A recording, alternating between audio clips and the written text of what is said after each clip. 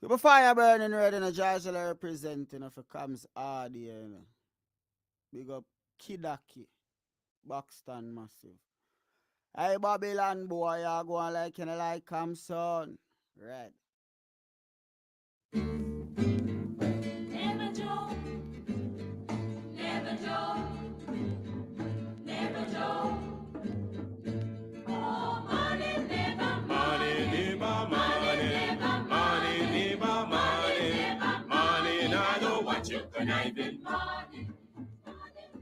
Money never, money, money, money. You can keep you conniving money. When you been a corrupt, in a business be money. Now because you money done, you come with conniving money. When you had your pocket full, in a business be money. Now because you money done, you hustle for tell me money. Yes, money never, money never, money, money never, money, money. Now know what you conniving money. Neighbor joker, neighbor joker, neighbor joker. That's all the money that me walk for. A 2 pound note and a guilder piece. A 2 pound note and a guilder piece. A 2 pound note and a guilder piece. This is all the money that me walk for. I said money neighbor, money, money neighbor, money. I know what you can I be money. Oh Joseph. Guyana and Guyanese, at home and abroad. Tune in to Guyanese Morning Time, hosted by Kadaki Amsterdam, where the sun always shines. Guyanese Morning Time, the people call it Guyanese Morning Time. Rhythm, Guyanese Morning Time. Intelligence and knowledge run the front line. We go again, Guyanese Morning Time. The people call it Guyanese Morning Time. Rhythm, Guyanese Morning Time. Intelligence and knowledge run the front line. We go again. We rise up early morning watching Comes TV, where wisdom and knowledge, yes, it is the key. Exposing corruption over land and sea, where the wicked politician they try to trick me. Guyana is a land for everybody. With 6 races should live in harmony. Is one set of people getting aisle money. Is one set of people doing the thievery. Guyanese morning time. The people calling Guyanese morning time. Rhythm, Guyanese morning time. Intelligence and knowledge run the front line. We go again, Guyanese morning time. The people calling Guyanese morning time. Rhythm, Guyanese morning time.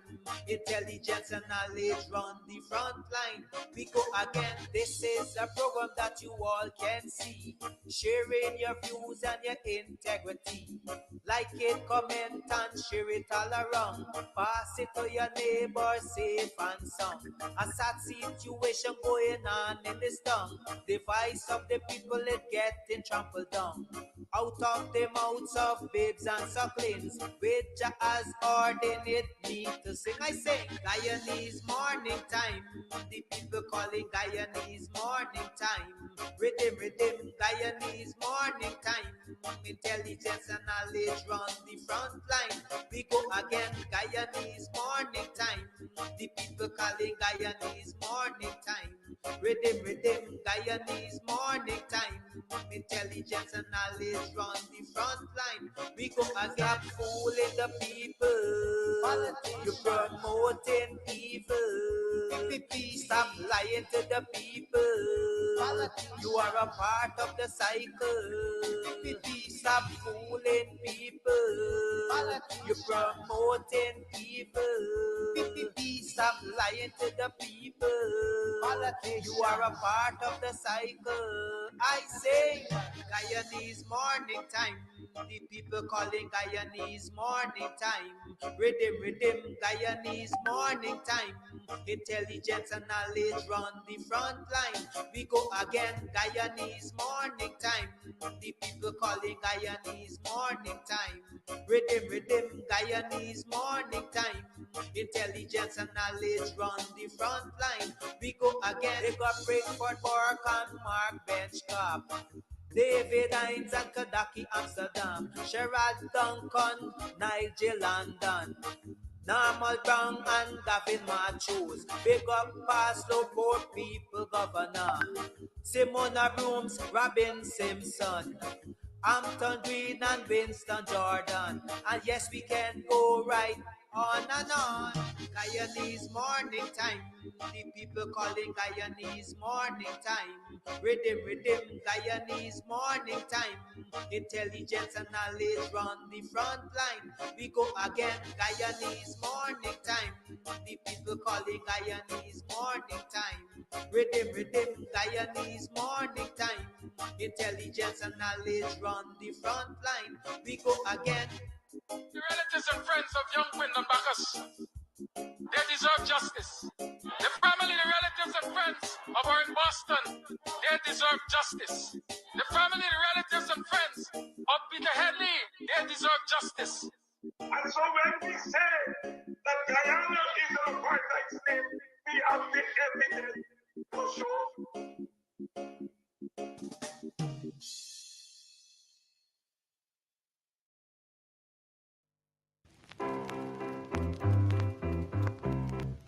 Hey fans, it's karaoke and oldies night this and every Thursday at Club Twilight Sideline Dam, Buxton.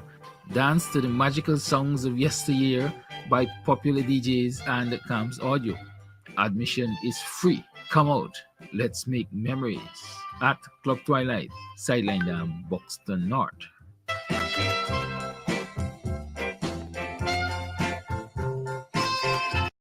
Comes audio son. You burn this wine when I want you shine. The tree of life, them I want you climb, cause them heart no kind. Comes I say them heart no kind. Buxton Massive, Kidaki, Red Hat. You can get meat anywhere, but for the best cuts of chicken, beef, pork, mutton, and lots more, check out T&W Harris Butcher Shop located in the East Ramvelt Market Meat Section. Call us on 609-7168, 641-4494. Ask for Rastaman. T&W Harris Butcher Shop for the best in fresh cut meats and lots more.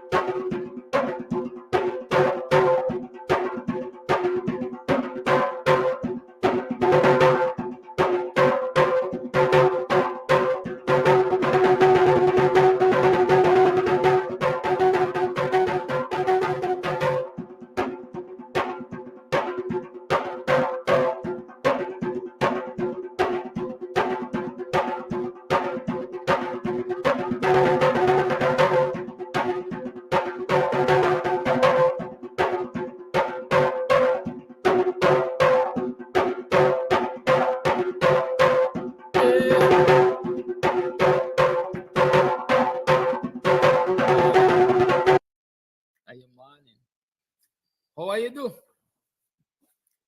Welcome to another program of Guyanese Morning Time. It is 7 hours 28 on the 29th day. Is it? All the time by 29 days. July coming to a close. Amsterdam, you gotta stop being in the birthday mood. Welcome to another program of the Guyanese Morning Time. I am your host, Kidaki Amsterdam. How have you been? How was your weekend? How was your weekend? How was your Friday night? Saturday morning, Saturday night, Sunday morning, last night? How you slept last night? How are you feeling today? Do you feel re-energized? Are you optimistic? Yesterday I told my son, I'm Mr. Optimistic. I always believe it's possible. And I want to tell you the same thing this morning. Be Mr. or Mrs. or Miss or Master optimistic. Emily Durant, I miss you yesterday, girl. How the leg coming around? When I see you on the alone, I say, oh God. Emily, come. Want to the leg, girlfriend. Yes, always be optimistic. Believe it's possible. As once you have a belief that it's possible, you're going to work towards it. You're going to work to achieve it. You're going to work for that accomplishment. But if you start being like the Rastaman said, doubt mouth, born a doubt mouth, born Mrs. Doubtfire, right? You're not putting the effort.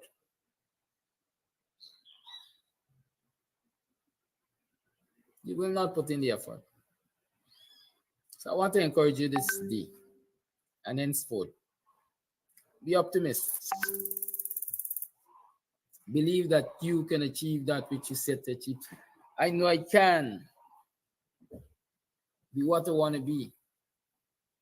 If I work hard at it, it might be an uphill task.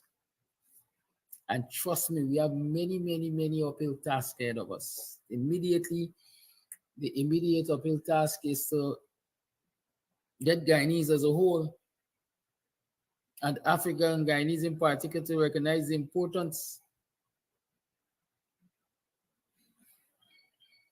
of voting overwhelmingly to get this government out the PPP. I think that's the immediate task.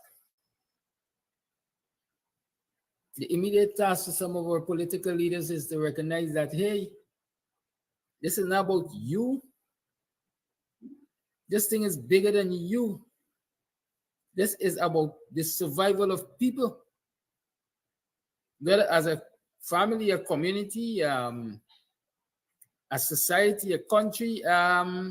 This is bigger than you.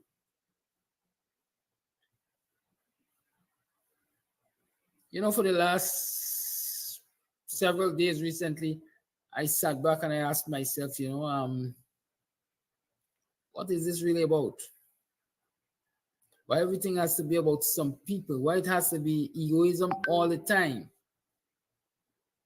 Why it got to be my balls are bigger than yours? And so if I can't get to throw my balls on the scale, you can't go neither going to back up the scale. Why? As against coming together and recognizing, hey, we need all balls to be in the same place, heading in the same direction, if we're going to be able to penetrate the goal.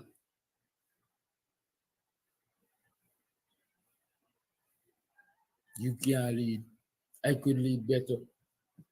Get. Here's an early morning PPP class. The lamp. Right. Be optimist. I noticed Sabina Jacobs knows. Where's Tara Sobrian, sorry. Sobrian is saying we all have choices. And they don't have to take the jobs available. When Guyanese go overseas, they all do cleaning or cooking jobs, and they are happy. I guess So Brian is saying, or is referring to the statement I made about the jobs being given to African Guyanese youths by this PPP government, the jobs to clean gutters and roadsides.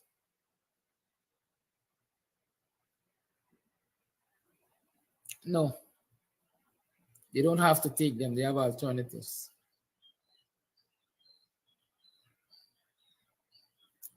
But the question is, are those the only jobs available? No, they are not the only jobs available. But this PPP government chooses to give to African Guyanese and people they don't perceive as their supporters menial jobs, low-level jobs, or no jobs at all.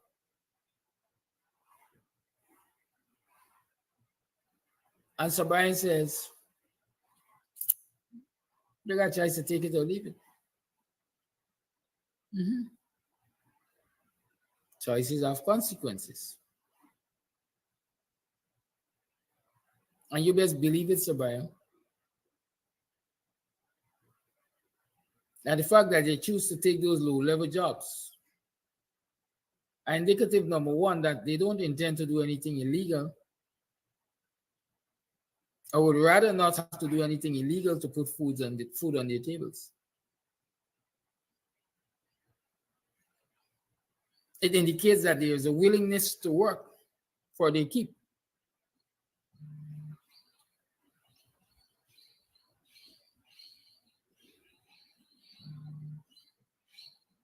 The next question is it therefore their first choice or their second choice to do those kind of jobs?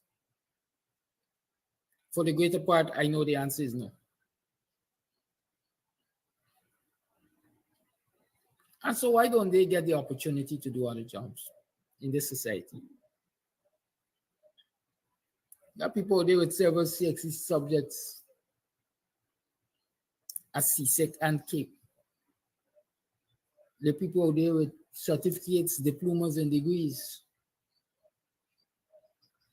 But they have to resort to doing those kind of jobs, touting in the park, conducting a bus, driving a bus or a taxi. Remember the captain in the army that was a taxi driver? That he murdered, I think, somewhere in, let me just say somewhere in South Georgia, I think there is generally described as.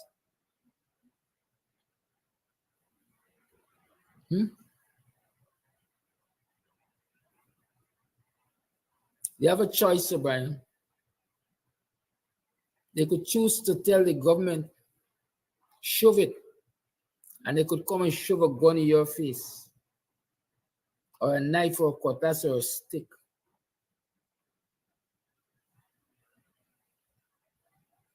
Because they decide, hey, I'm more qualified than cleaning a gutter.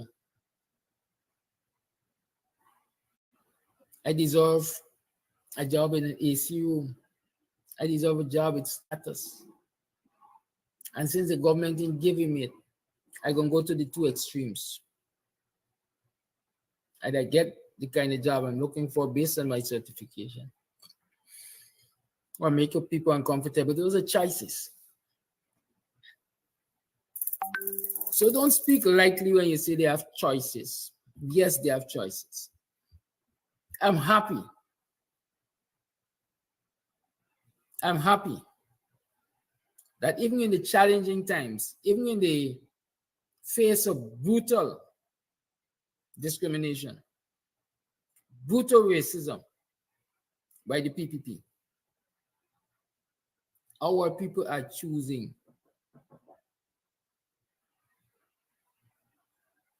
the law-abiding side.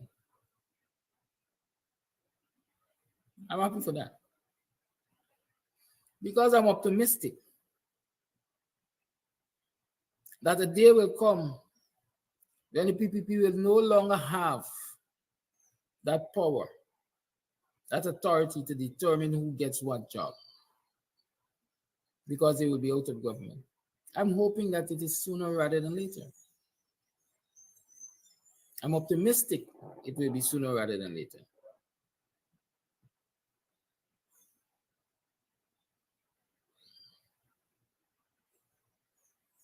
Right?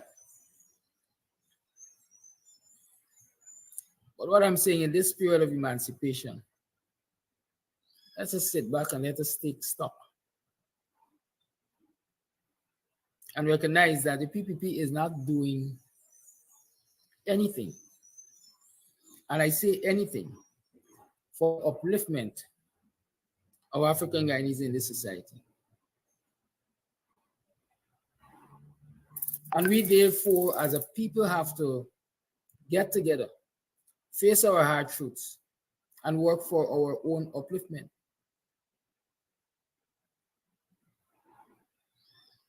Which government that is concerned about the upliftment of a particular section of its society or of the society will do everything humanly possible to prevent the organizations, cultural organizations, from bringing that section of the society together, even on one day. Even on one day, in a show of unity, even on one day. Which government that would like to see the upward mobility of the members of that section of the society will invest heavily to divide and separate them? I didn't really pay a lot of attention to the fact that there was going to be a parallel, a simultaneous event on the 1st of August in Thomas Lands. The African Cultural Development Association, ACDA, hosts and has been hosting for the last don't know when years at the National Park Emancipation Festival.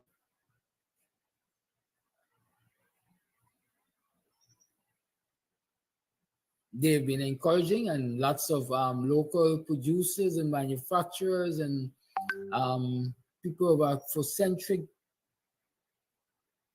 ancestry and so on go out there on that day to ply their trade, to put their stock on display, to exhibit their talents.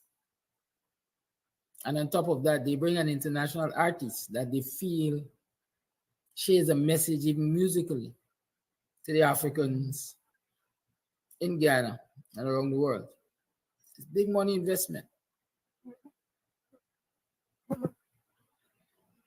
I read yesterday or sometime, I think I read that letter for you. Someone is saying, listen, it costs us, or cost ACDA, in excess of 150,000 US dollars to do it. The government of Ghana gives them less than 12,000 US dollars as a subvention, as a contribution to what they're doing. Governments usually provide subventions to cultural organizations so that those cultural organizations can work to empower their people.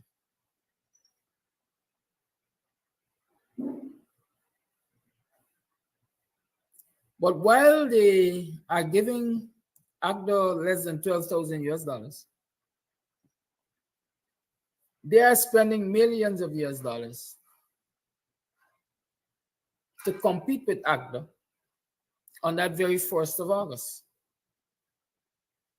They are using our finances to compete with ACDA. Taxpayers' money they're using to divide a section of the Guyanese society on the 1st of August.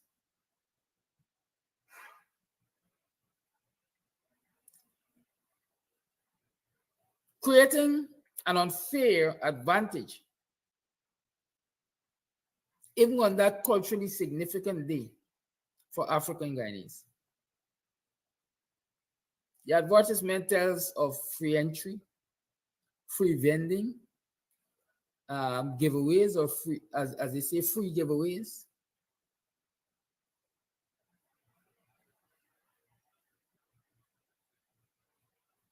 So everything free.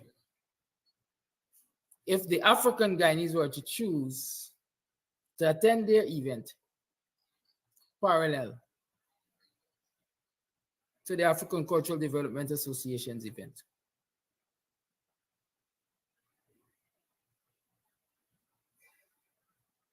Make no bones about it. You might see all kinds of names and promotional company names and so on that particular event. But the government is front and foremost. They are fronting, they are providing, they are financing the hosting of that event. I want to say to you, brothers, sisters, you and your family and your children, recognize this. That when they provide all of the freeness for you to partake in, for you to boycott what ACT has been doing over the years, for you to relegate that to the dustbin of history, when you finish achieving the destruction of ACTA, you will be left to their mercies. Keep that in mind. Keep that in mind. And when you really need an African organization to stand behind you, beside you, in front of you, for you, and defend you, you won't have none. Because the bona fide organizations, you would have contributed to killing them by falling for the PPP's traps.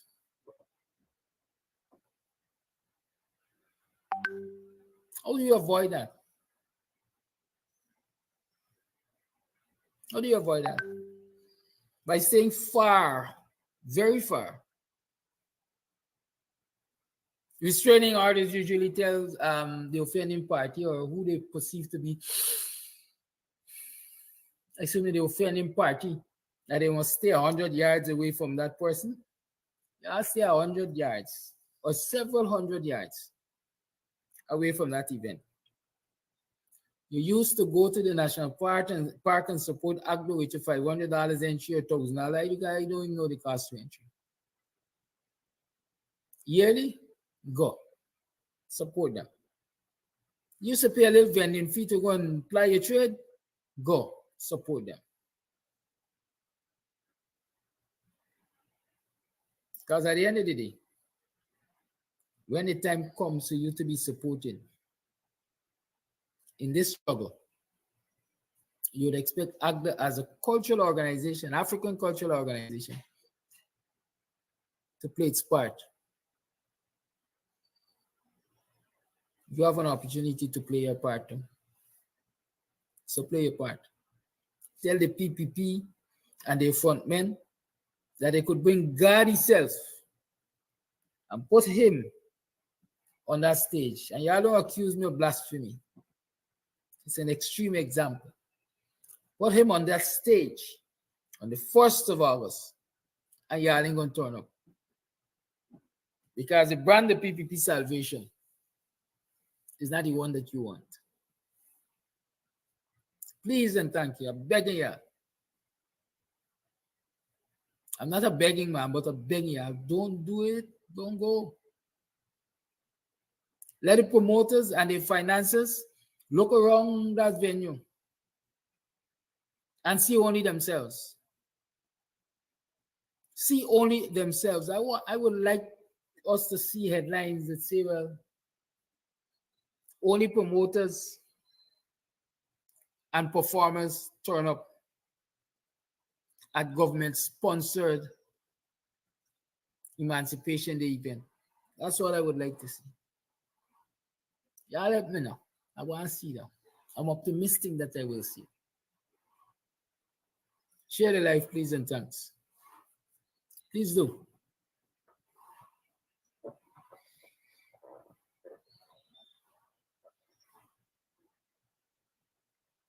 Natasha Moffat, sometimes everything we say, let the opposition do.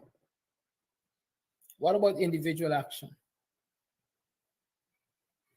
What about individual action? We teach every single day, at least some of us, to enlighten you every single day, at least some of us, so that when faced with making decisions,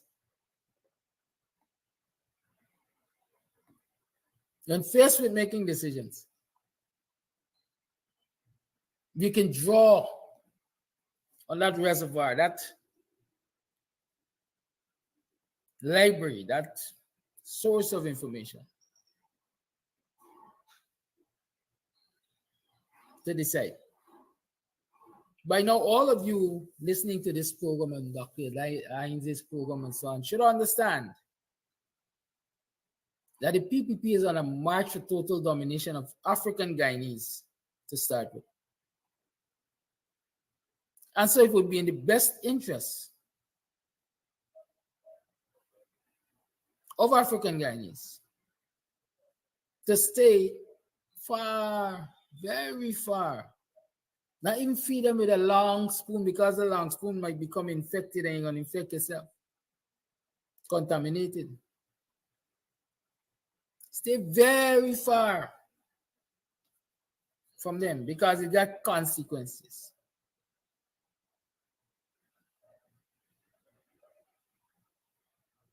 Please. I said I'll share that letter with you. Let me see if I find it. And while I'm looking for that letter, let me see.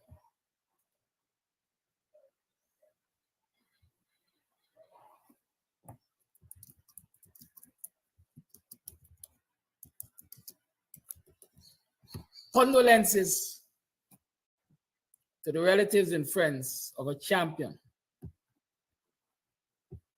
A man who in recent times I have come to recognize as a fighter.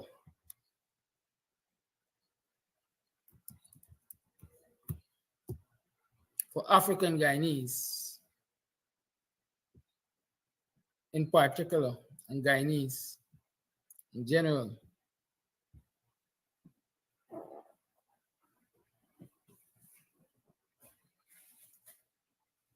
In terms of food safety and production, among other things. And I'm talking about the brother, Simpson De Silva, Dr. Simpson Perry De Silva. That's transitioned. Like saying guy has died, is dead. He has transitioned to be with the ancestors. Let us keep him and his surviving relatives and friends, family, in our prayers. Let's do that. May his soul rest in peace and rise in glory. I know because I've had interactions with him. As a matter of fact, Dr. Hines and I, we had gone up to West Berbice, and we used to have meetings and so on with a group of women, especially in the West Berbice area there. Many of you who were here from the beginning of Camps TV will remember we raised some funds to assist them with the completion of the Society Hall I'm trying to remember the name of the community. I'm not good with remembering names. I can find places. Right? And we were able to partner with Dr. Simpson to go to those women and share ideas with the community as to what they could have done agriculturally because they got enough land up there to empower themselves. He was part of the, I think, 90 plants, Brother UC's 90th birthday. I hope the numbers are right back then. And several other projects that we, that he himself in some instances initiated. So I've seen his work ethic and I understand his drive and so on and so forth. And I dare say that we have lost. The Guyanese society has lost. The African society, African Guyanese society has definitely lost a giant. Like I said, let him rest in peace. But those of us who benefited from his input agriculturally, I think will ensure that his legacy lives on. Because a plant doesn't die in a day unless we don't care it. And so long as we continue to implement those agricultural practices and so on as he encouraged, every time we see certain plants and a plant, I'm sure we will be reminded how it got there, who was integral in pointing us in that direction. So here's this letter to the editor. A most condescending approach to African organizations. Kindly allow me to write an open letter to African organizations about an annual quote, rite of passage, end quote, that is most condescending and humiliating to people of African descent in Guyana, and no doubt the Caribbean, because it is only in Guyana this occurs. Emancipation Day is a sacred day throughout the Caribbean and the African diaspora. No other day is more sacred. But in Guyana, African organizations are asked to send Emancipation Day proposals to the Ministry of Culture, which are then reviewed and approved by the Minister of Culture. Let me take up in there and ask you all a question. How can the lion determine what is good enough for the sheep? How can the lion determine what is good enough for the sheep? How does an Indo-Guyanese Minister of Culture determine what is to be approved or disapproved of a plan by African Guyanese cultural organizations to celebrate emancipation? How? Y'all tell me. The African Cultural and Development Association, ACDA, which has one of the largest Emancipation Day festival in the Caribbean, this year received $17,500 as a government contribution for the event that annually costs the organization approximately $150,000 United States dollars. This event also has a large number of unpaid volunteers and significant costs for both the National Park, the Guyana Police Force, and private security. Last year, ACDA featured Morgan Heritage from Jamaica and has an international artist every year. This is the largest grant provided, with other African groups receiving between $500 to $2,000. Let me make $500 clear to you. It's 100 Guyana, $1,000. 2,000 Guyana dollars is 400. 2,000 US is 400 Guyana dollars. 400,000, less than $500,000. To receive these financial grants, African organizations are asked to wear African clothing. They're asked to parade, basically, come parade in front of us. To wear African clothing and to have at least 3 members at an event at the National Conference Center where the grants are received. So they want a parade of African Guyanese, at least 3 from each organization. Imagine if 10 organizations turn up because they like to be in the company of the PPP. They will get at least 30 persons. So they'll say they turned out in their numbers. Some African organizations travel from West Berbice, some from Essequibo for this opportunity. Pictures are taken with bountiful pride and displayed on Facebook pages and national papers showing wide smiles of appreciation.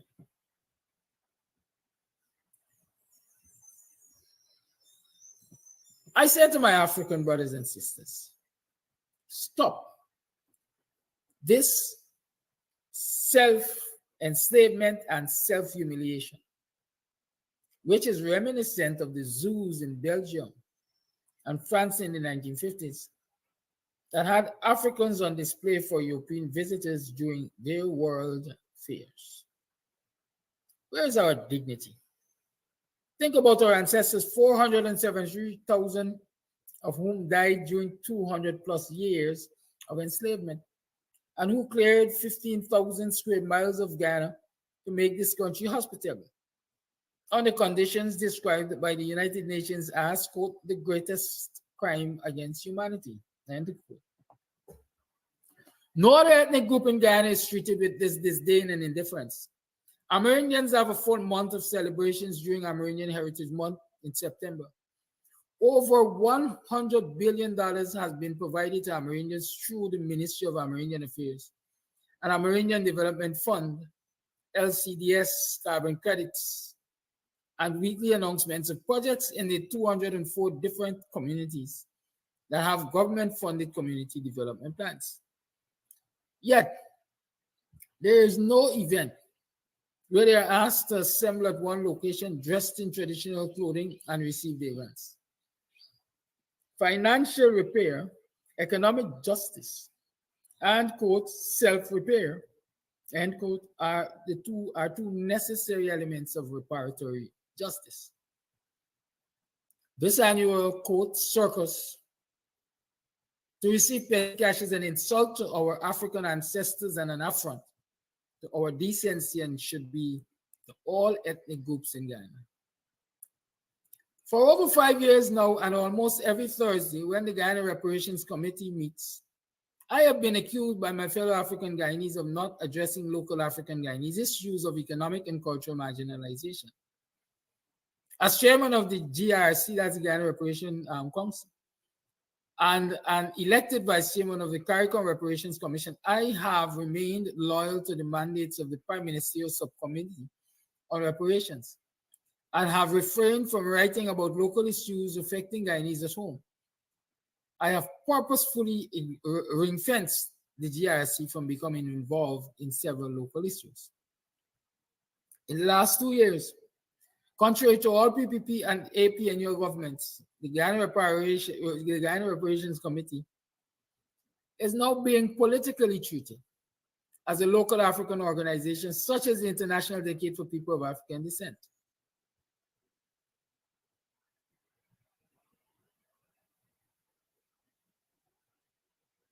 IPADG. Whilst an official complaint has been made, the GRC will stick to our mandate unless forced not to do so. In closing, I hope President Mohammed Irfan Ali puts a stop to this annual emancipation affront to African dignity, as this practice is an egregious display of ethnic marginalization and cultural blasphemy. Signed, Eric Phillips, Chair, Ghana Reparations Committee, Vice Chair, CARICOM Reparations Commission. Now, I'm sure you can follow the issues in that letter.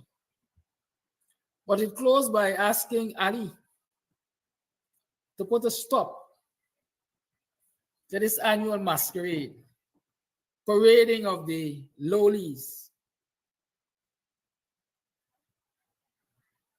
I want to say to my good brother Eric Phillips and all African Guyanese, the power is within to put an end to that parade. The first day, the first time they called for that parade, and they turned up at the Architecture Convention Center, and they reached groups of African Guyanese with placards protesting their treatment of them, it will end. Or better yet, the first time they turn up there at the National Convention Center, Architecture Convention Center, and they see empty seats and only the organizers there.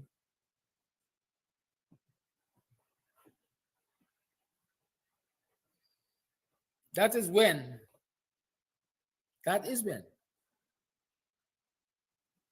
they might consider stopping it.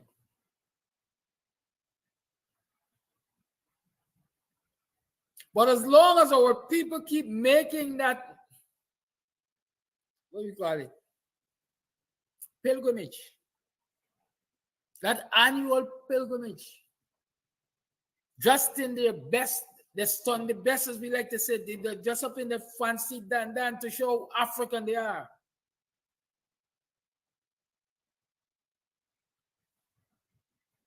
Turn up at the convention center to collect the pittances, the insults. It will continue. It will continue for as long as they do that.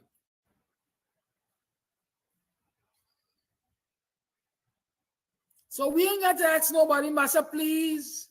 Massa, please, not do them so. Massa, please, not do it that. We have to take a stand. And our leaders have to be honest with our people. They got to be straight talking to our people. Some of our elders, no disrespect meant, blow hot and cold too often. They got to stop blowing hot and cold. Call a spade, give jacket. Put licks on people when they deserve licks. But I want to be Mr. Nice Guy. I understand diplomacy. That is not helping our cause. It's not helping our cause. When some in an organization say, hey, nah, we ain't mixing up with that, the oppressors.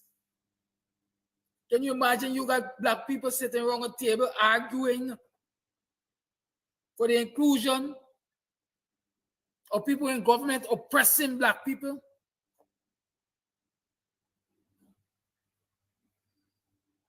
One would have believed that being a part of these organizations would have granted you more enlightenment, let me say. But not for we dress up when we parade.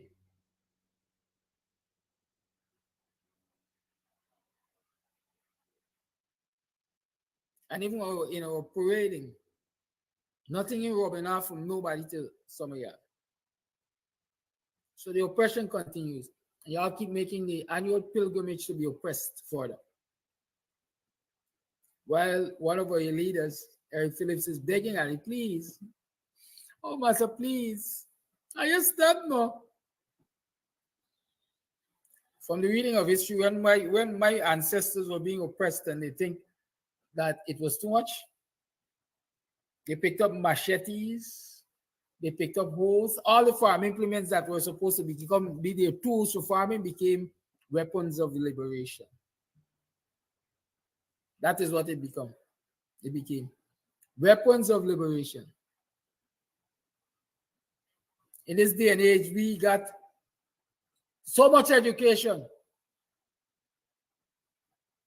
Our ancestors ensured that many of us went through school from nursery to secondary to university to enough university degree. Bachelor in this, bachelor in that, bachelor in the other, doctorate in this, doctorate in that, doctorate in masters in that, the other and the next. But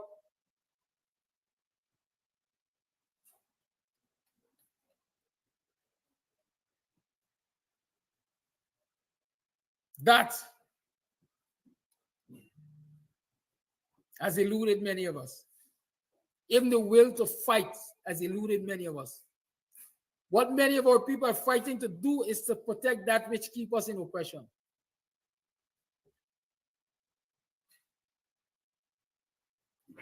I got a master's. And if I got a master's, I have to think above the average man. I have to not allow my emotions to take charge. I have to let the teachings of my doctorate or my, what I call it, my thesis, my PhD,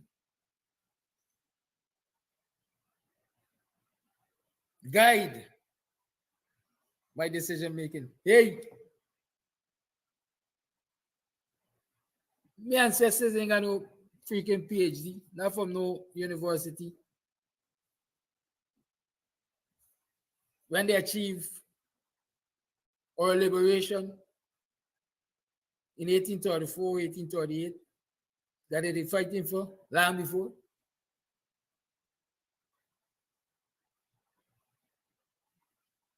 You tell me you're using the oppressor's tool of education to free yourself from the oppression? You gotta come up with your own strategies for war. The ancestors are the one.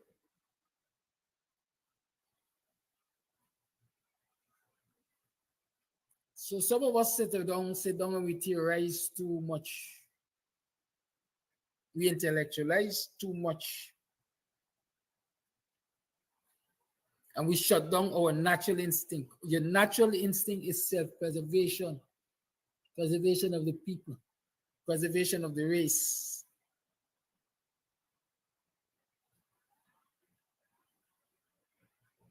Use your education to help your people to understand that which is necessary to understand to liberate themselves. Beautiful words written.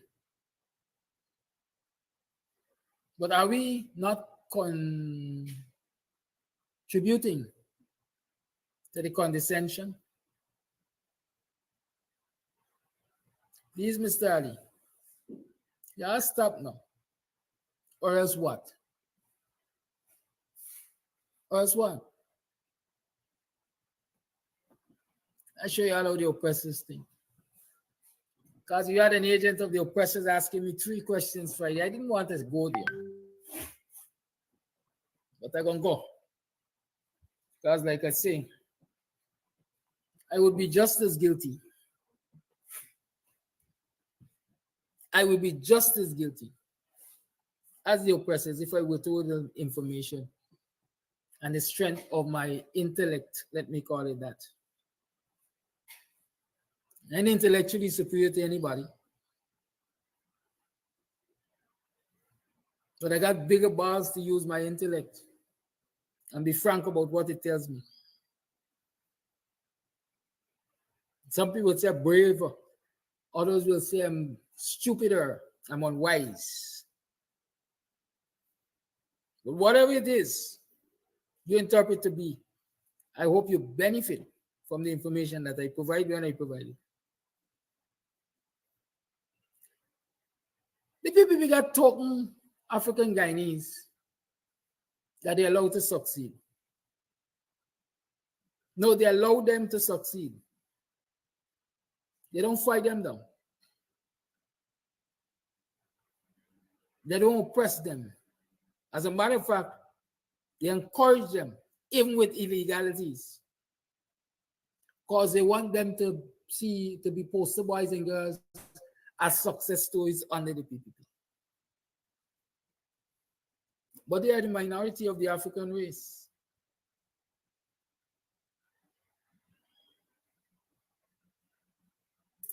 But they need them. Because when folks like myself start to talk about the wickedness and the oppressive nature of the PPP, then they put them on parade. So y'all attacking some PPP oppressing y'all and y'all can't survive, y'all can't get business and y'all business can't succeed. And because y'all lazy, how Colin Talbot get a big contract from the government just the other day? This is what they just ask you.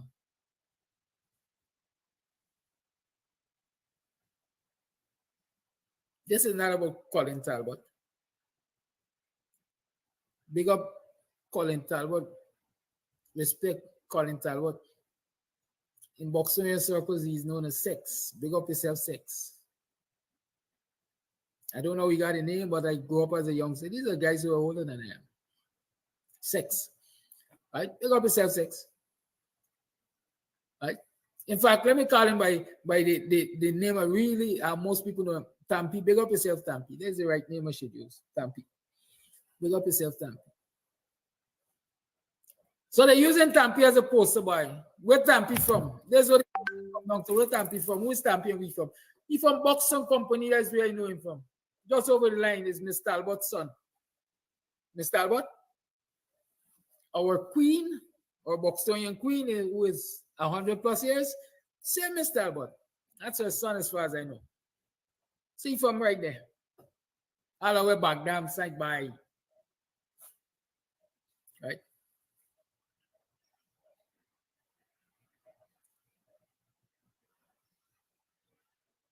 All Sex get big contract.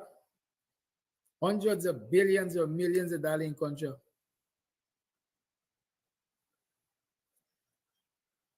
Did this? Chalandri said it's her grandson. It's her grandson. My bad, it's her grandson. Good? Let me tell you this. They call it and say,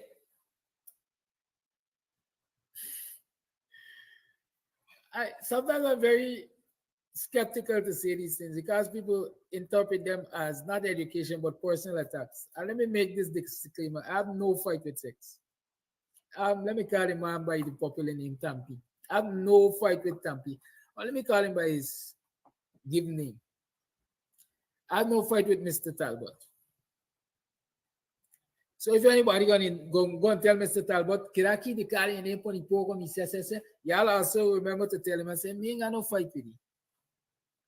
As a matter of fact, years ago, he used to assist the 1st of August movement with his portable generator when we wanted lighting for that very event we were doing on the 31st of August. So we have had a working relationship over the years. What have you ever heard the name Lal? Contractor Lal?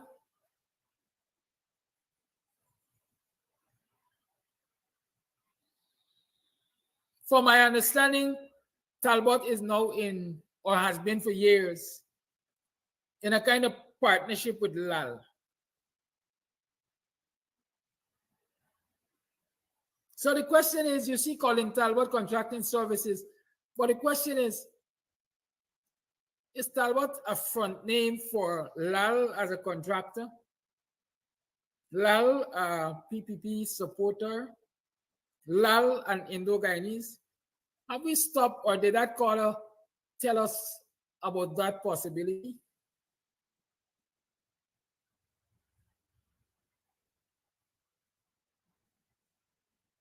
Did that caller tell us a familial relationship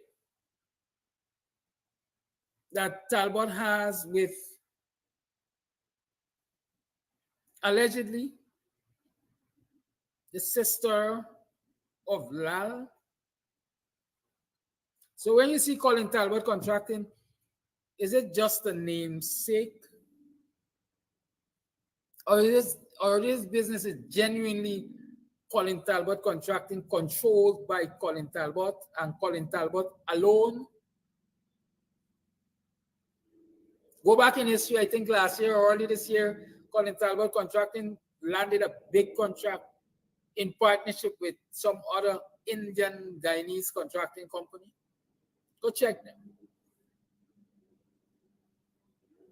But then they will parade Colin Talbot as having been the beneficiary of a $100 billion contract through the PPP, or while the PPP was in government. But I always ask the question, who are the beneficial owners? Who are the beneficial owners? Right now, as we speak, they got a man. I'm trying to remember his name. I remember his story, not his name right now, but Beaufort. Beaufort Adams, I think his name is Beaufort. Definitely Beaufort something. Who had started in the fertilizer business. And according to him, the mix of fertilizer and pesticide or whatever the mix is was not only contributing to high yields of rice, but it was preventing paddy bug infestation. And the rice farmers, Guyanese rice farmers were loving his product.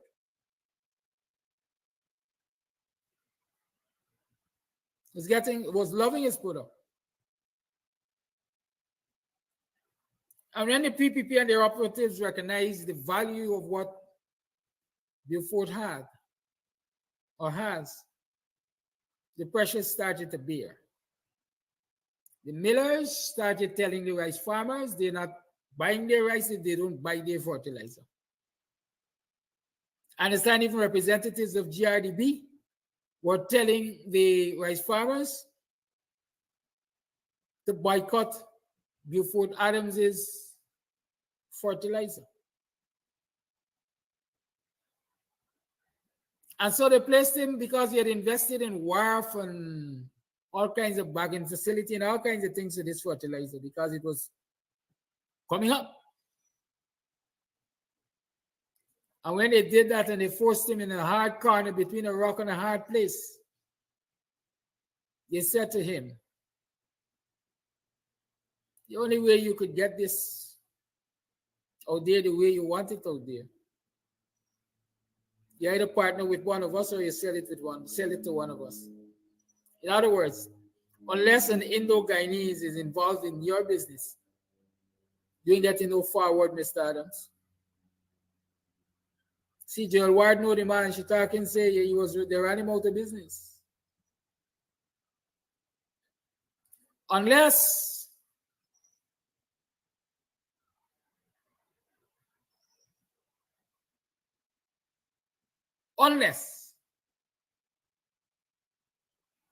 he gets an Indian Guyanese involved in his business as partner, minority owner, majority owner, and he becomes technical, he ain't getting no forward. And so Beaufort is there with all of his grandiose plans and ideas, how to rescue rice in Ghana. I got a tool, but they won't allow me to use it.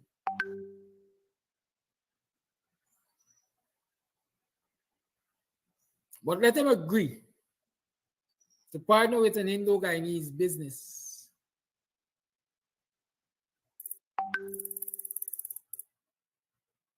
And they will allow him to use his know-how, his business name. And they will parade him as a poster of success, how you can become successful as an African Guyanese man or woman under the PPP. So when y'all come and ask me questions of the nature that was asked Friday, it's not that I don't have the answer.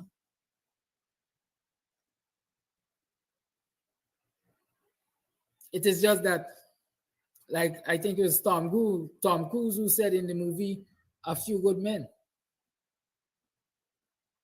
a lot of people ask for the truth, but they can't handle the truth. I want the person who called and asked me the questions on Friday call today and tell you guys that I'm wrong.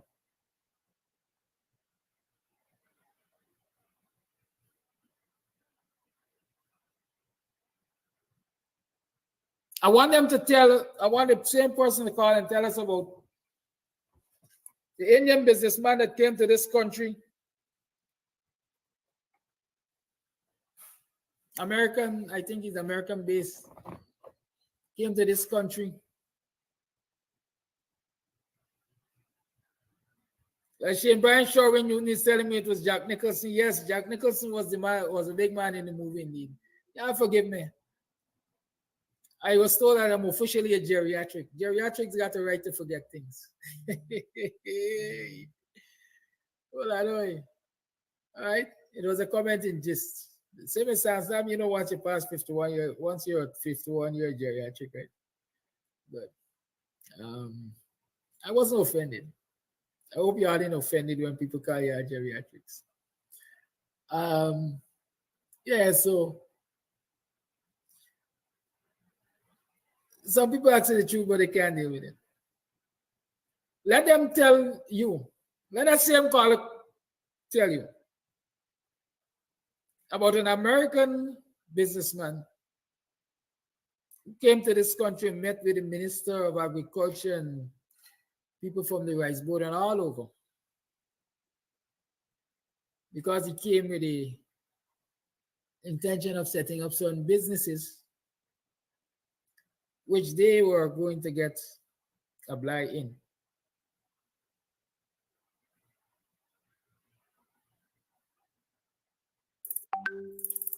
And he was getting along quite well with them. And then he mentioned that he intends to or is partnering with Buford Adams on the fertilizer matter. And he stopped taking his calls. And he started to give him the royal runaround. And then one was bold enough to say to him, if you want any of your business proposals to fly in this country with this government, stay, like I'm saying, according to the restraining order, more than 300 yards away from that name, Buford Adams. If you can own the company,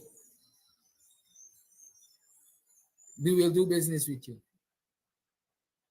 But so long as Buford Adams is involved in the company, it will not fly with us. I want the same caller who asked me about Colin Talbot answer my question. This will be before the year, man.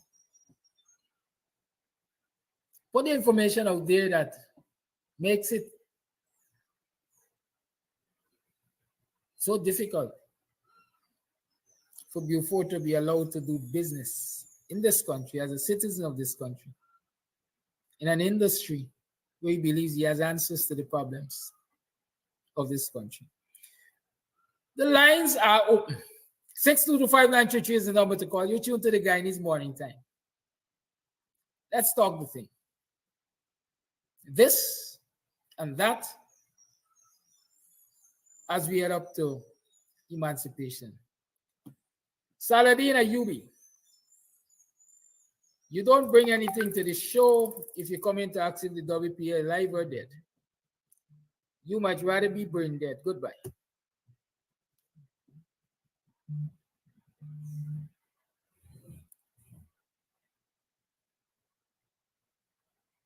Call your life. More pleasant good morning to you, Mr. Duttty, and the listening viewers, and those around the world and in the diaspora. Excellent teaching. But my thing this morning, why is it you don't have a government in place that is not the PPP that try to boycott Pagua? And when the Pagua festival over, when they block the roads and they got their Pagua thing going on, at the end of the day, they consume the alcohol, they got chopping up and boring up and all kind of things. And our Emancipation Festival is so unique, and they're looking to derail it when it has be peaceful at the end of the day.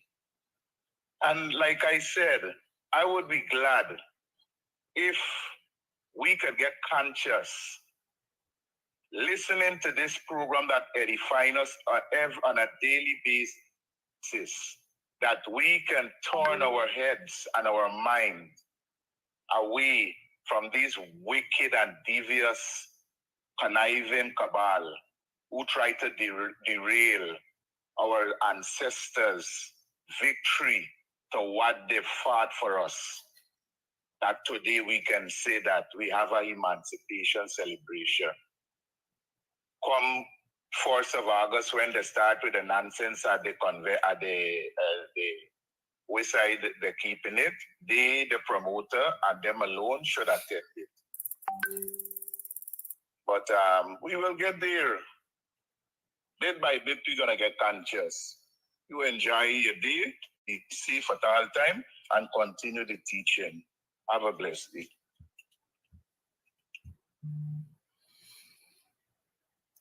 I see Glenn Delcar is asking if I believe that any Afro-Guyanese that gets a large contract from the PPP is a soup drinker.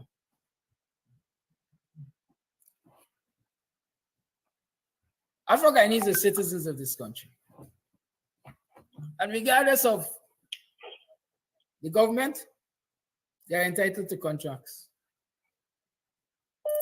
If they are Afro-Guyanese contractors and the government contracts to be tendered for, every citizen must be given a fair and equal opportunity to tender and be awarded a contract according to their abilities.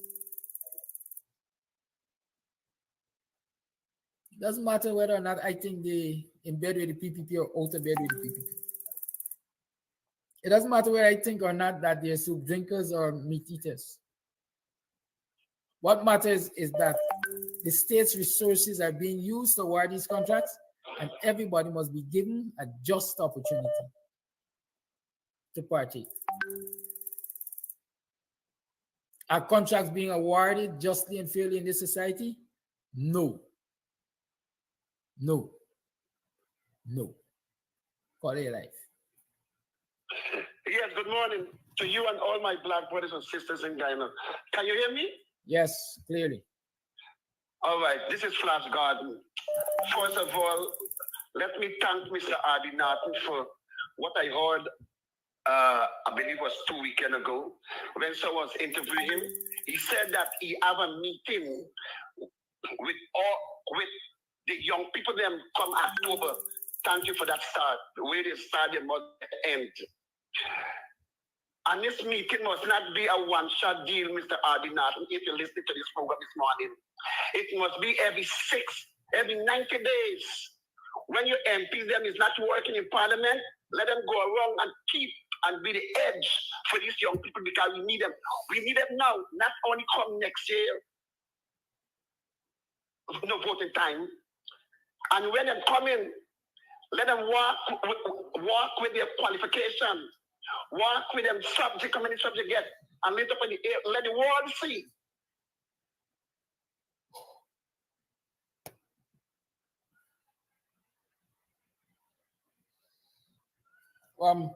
Like we lose Flash Garden already. Flash just said must stop using the economy class service provider and use the first class service provider. Let me say something to you before I take the next call. I grew up hearing beat the iron while it's hot, leave not for tomorrow what can be done today, and so on and so forth. I pray to God, the creator that I believe in, the supreme being that I acknowledge, that October, Ori Norton is not going to be in the middle of an election campaign so that he can get the opportunity to meet with them young people.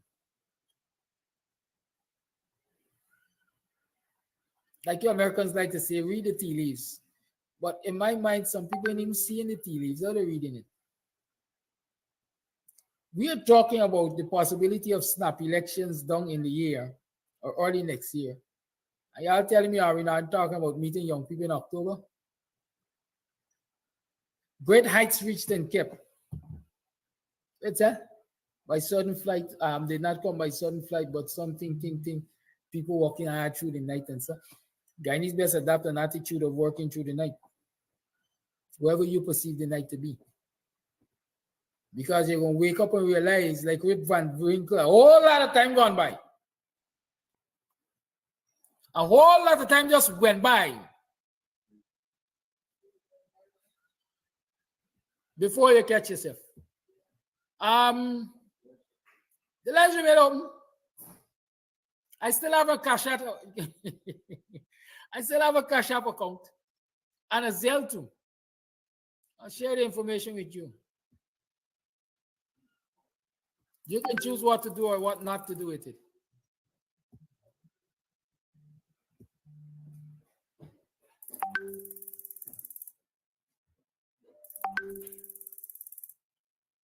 This will answer really. Call it life. Go ahead. Yes, good morning, Mr. Amsterdam. Good morning, everyone in the Guyanese diaspora. Good morning to all Guyanese. Great height reached and kept were not obtained by sudden flight, but they, while their companions slept, were working, toiling upward through the night. My mother taught that to me. She said, you must always remember that. And I always remember that in my struggles throughout. Even when I was studying, I would get up early in the morning and study through the night. And it took me the journey that I've been able to prevail in. I want to talk about our historical patrimonies. Because you see, oftentimes, or all the time, when you're dealing with something, we need to know where the bones are buried. We have heard that statement before. Do you know where the bones are buried? Do you even know the blueprint? So I'll make an attempt to share. Our historical patrimonies are important. I mean, patrimonies are things which belong to you by descent nature, by ancestral accomplishments, by inheritance, by legacy. We have a long sojourn, a long journey in Guyana. My thesis, when I talked about Pangea, I said that Africans have been here from ever since time. So we have what we call an aboriginal status in Guyana. I said the land under the black man's foot, the African's foot or feet in Guyana is aboriginal soil. And we are aboriginal to the land. We came here with the land. We've always been here. Others have testified that they arrived here. But I don't want to talk so much about that. I want to bring us up to modern times, relatively modern times. Our historical patrimonies under the Dutch, or during the period of the Dutch enslavement. And there are certain patrimonies in Guyana that we have to acquaint ourselves with. I don't hear historians talking so much about our patrimonies and linking it to our political position. What I want us to begin to do, if we may, is to begin to link our historical position and patrimonial position to our political position in Parliament, in the General Assembly, in the National Assembly. Okay, everywhere else you go in the world, you hear people talking about their patrimony in Gaza.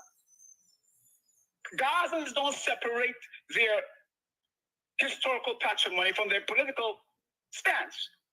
In South Africa, it's the same thing. Okay, so, but in Guyana, I see our politicians going in there as colonial people, as colonials. I mean, we've got to stop doing that. Notice when Schuman, as a politician, he went into politics with his Amerindian garb on. You know why? Schuman went into the court as an Amerindian. He didn't go in there as a person who was colonized, shirt and tie. I'm here to represent a party. No, you must go with your party. You must go with your ancestral patrimonies in Parliament. Let our ancestral sojourn be our political platform and merge them together as one. Coffee out for me. Yes, sir. I don't want to.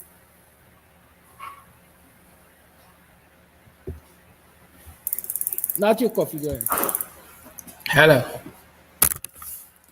Good morning. How are you today? Morning, are you? Morning. Welcome to another program of Guyanese Morning Time. It is 7 hours 24 on the 30th day of July in the year 2024. I am your host, Kiraki Amsterdam. Welcome to the program. How have you been? How was your yesterday? What going on for you today? What happened last night? What gave you hope? Why you felt a feeling of victory when you got up this morning? Why? Y'all tell me, I want to know. Right? I feel good every morning I can wake up and I can speak with you, my people. I feel extremely good about that. I'm happy that I can impart whatever little knowledge I have, I can share with you. Y'all remember KSI, Knowledge Sharing Institute? Yeah, they used to, it was them PNC women that used to teach you how to make rice flour this and rice flour that and pastries and so on and so forth. They had value in this society. They were sharing things. They were empowering people. Because when they got together and they shared knowledge among themselves, they become empowered themselves. They went out there and they made magic. They moved mountains despite the challenges. It's good when we can share knowledge because education, as I always say, is the black man's salvation, is the poor man's salvation. And so when I can get up, smell the fresh air, and know I have yet another opportunity to share with you to empower you. What makes you feel good when you wake in the morning? I want to know that. Then we got a lot of things to talk about this morning, but let me warn you, I think I am cutting the show at 9 o'clock. I don't want to go 1 minute over 9. There are lots of other pressing responsibilities I have. For example, today is the Emancipation Libation Ceremony. Boxing 1st of August movement invites the public to its Emancipation Libation Ceremony, Tuesday, July 30th, 2024 at 7 p.m. That's 19 hours, right? Venue Boxing Emancipation Monument at the Market Square. Officiating elders are Mothers Pamela Harry, we call her Pamari, Georgie Phillips, and Brother Dion Abrams. Come with your family and friends in your African outfit. Come and show solidarity with your people. And in this particular time, we need more solidarity than ever. I can tell you why.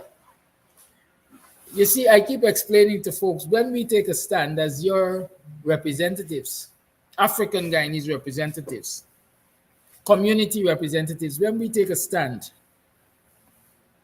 in many instances, we are exposed to the brunt of the aggression from those we take this stand against. So we are standing between you and them. We're standing in the gap. The Christians will talk about standing in the gap. For most times, we, the faces you see on social media, y'all got a new name for us now, social media influencers and so on. We were always community activists and cultural activists and political activists and so on. We have always been standing in that gap. It is what in many instances, the stands that we take that prevent the government of the day, regardless of which government, from overdoing it, as we like to say, abusing their power and their authority, because they know that there are people like myself, and we are always looking to expose them.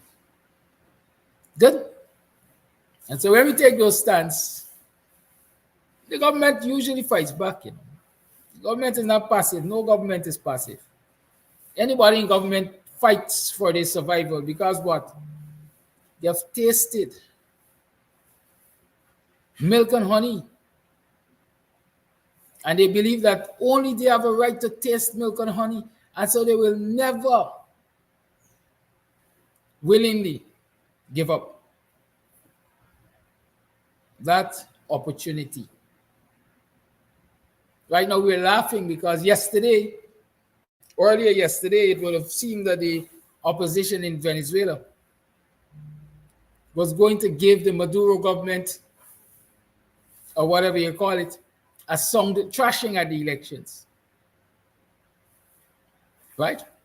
Was a 70-30 lead.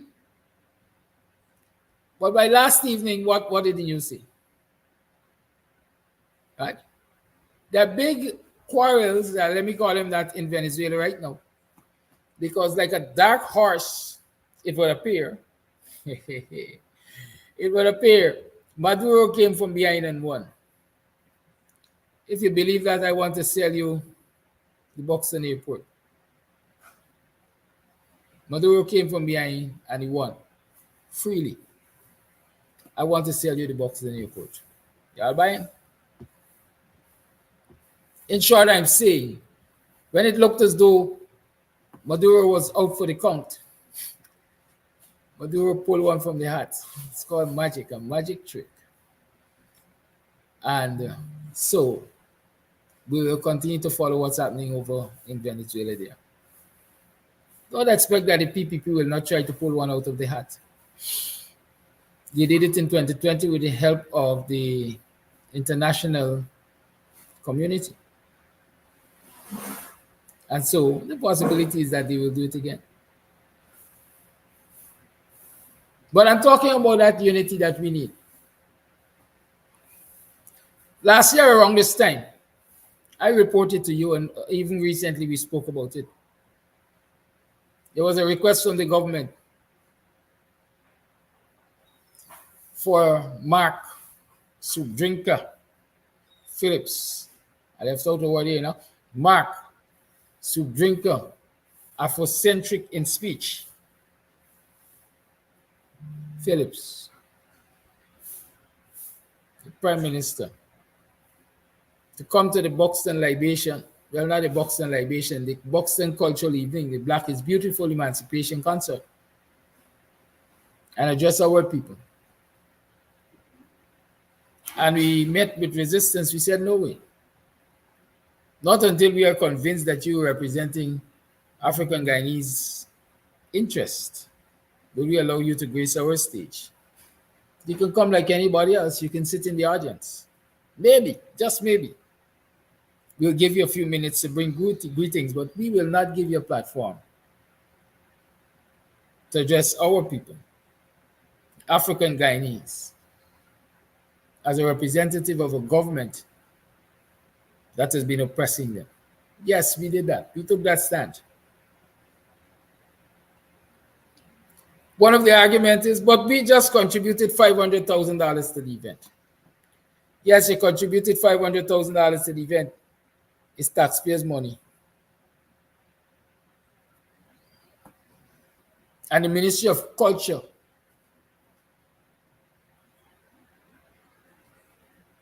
has given an undertaking over the years.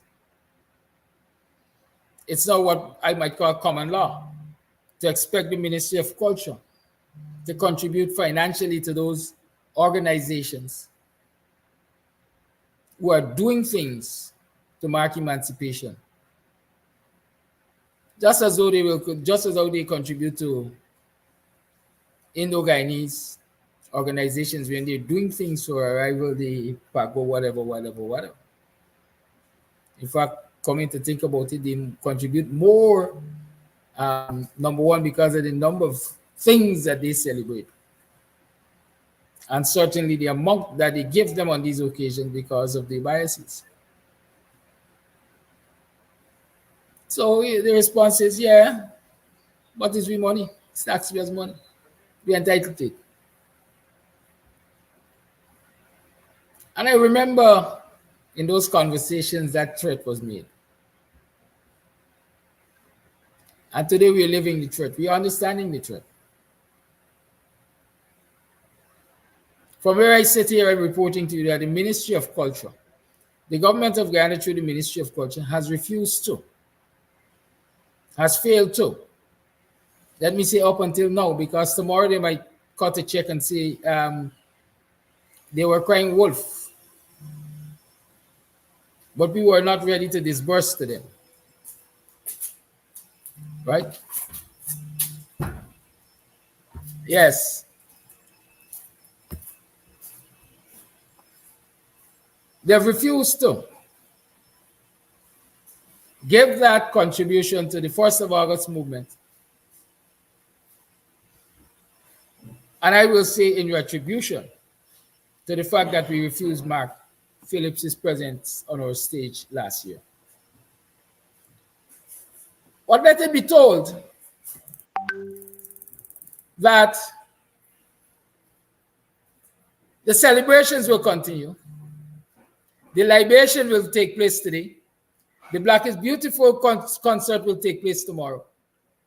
The feeding of the elders will take place on the 1st, even without the contributions of the Ministry of Culture. Because like I say to you all the time, we will fund our fight. We will fund our fight. Dr. Hines launched several weeks ago the Emancipation Fund. And I know some of you have been contributing. A couple of persons, 3 to 5 persons have contributed through CAMS TV, through the Cash App. I don't usually call people's names because most people say quietly, let this be quiet. I'm saying if you've made a contribution and you'd like the world to know that you've made that contribution, just send me a WhatsApp message and I'll let it be known. Those of you who have not yet contributed, I'm encouraging you, contribute. Because we have and we must show the PPP that as a people, we can adapt in any circumstance our wheelbarrow principle, and we can fund ourselves to achieve the goals we wish to achieve. And so let the PPP and Mark Phillips not for 1 minute tell themselves that their refusal to grant the contributions or give the grant to the 1st of August movement this year will stop us from proceeding. And it's strategic. Not only is it retributive for what we did last year, but I think it's a strategy they're using to try to stop the thousands of African Guyanese who normally come to the Buxton lineup, coming together in that show of strength in a year that is suspected to be an election year. And even if it is not an election year, it is a pre-election year. And so they don't want you to come together. They don't want us to bring you together to be joyful and to give you information that will make you woke. Hey, is Nigel Hughes? Is Aubrey Norton? Is David Hines on stage tomorrow night? They will be talking to our people. They will be talking to their people.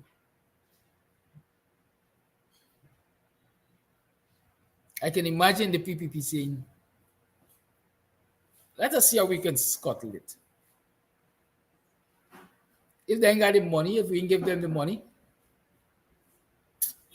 they will have to scale back their activities. Then we put them under pressure. Hey, we preempted this. We expected this. We were working with this in mind. So join me, folks. Put your 2-bit, put your Jill, put your Gilda in the Cash App basket there, or in the Zelle basket, the wheelbarrow. Put it. Let us prove to them that we can fund ourselves to achieve what we want to achieve.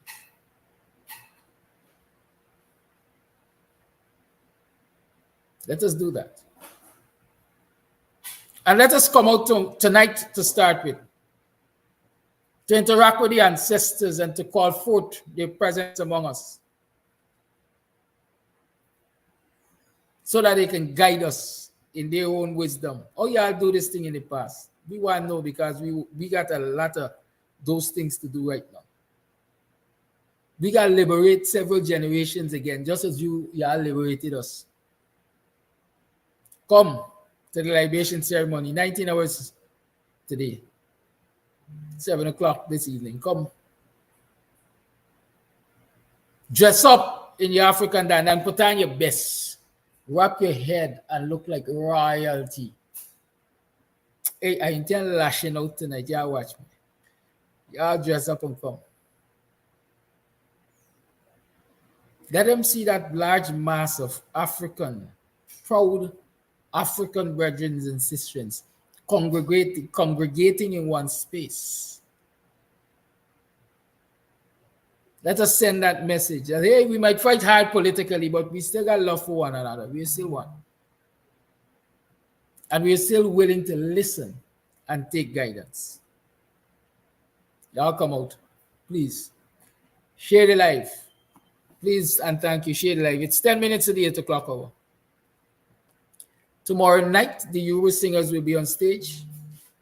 Young Bill Rogers will be on stage. Michael Bailey will be on stage. It's a mixture of the old, the middle-aged, and the young that will be on stage tomorrow night. Generations of proud Africans will be on the stage tomorrow night. Y'all come out. Bring out your generations. Bring out the smallest child. They're born with a rhythm. They're going to shake to something. Bring them out. And you might be surprised years ago when they tell you of that experience that they had. Because a lot of us believe that when our children are young, they don't understand what's happening around them. They got some old souls around. Bring them out. Tomorrow. You know, the entire family. Make it a family outing. The bigger the numbers on the railway line here tomorrow night and tonight, the more Mark Sudrinka, Afrocentric Phillips, and the PPP will be worried. Let us give them sleepless nights and restless days. Come on out, let's do that. Now, let me tell you why we got to do it. And why we have to show the PPP. I mean, it's a cultural event, but politics is cultural too. When you attack the people, you attack the culture. And when politicians attack the people and their culture, then it becomes a political issue.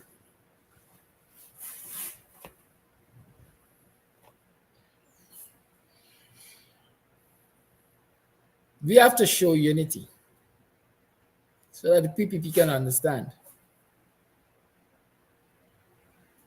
that we're willing to fight to liberate this country in our numbers. Can't continue to allow them to mash us down,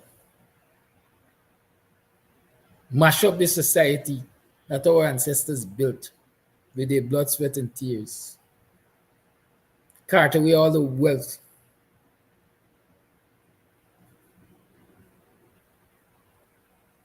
to places and for people who never lost a drop of blood, sweat, nor tears on these shores.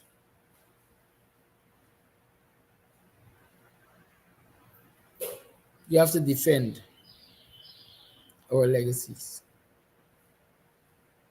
Let me tell you right now what's happening, because it's part of what we do. I understand.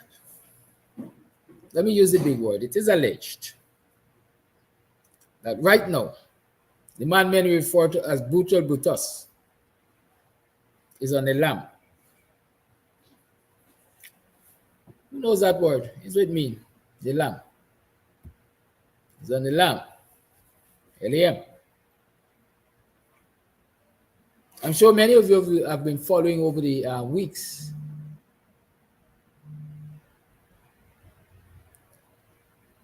The revelations or the acknowledgement, I dare say, that the Guyana police force is a nest of corruption, procurement fraud, and all kinds of things. Money laundering.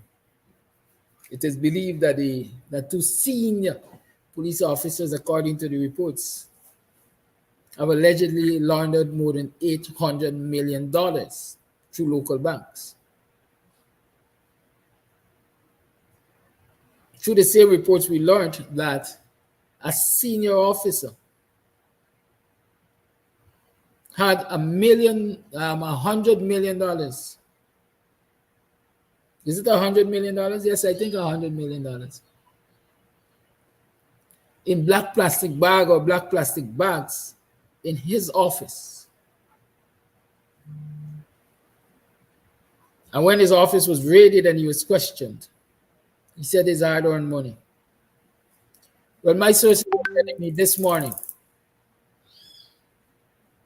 that that money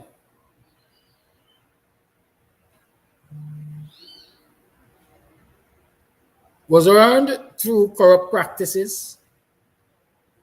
And as they say, it was the camel that broke it was the straw that broke the camel's back. Right? My sources are telling me it is alleged that a businessman close to the PPP, a big businessman close to the PPP, who is apparently in the security business, approached that senior officer in the Guyana Police Force for permits for 100 licenses, gun licenses.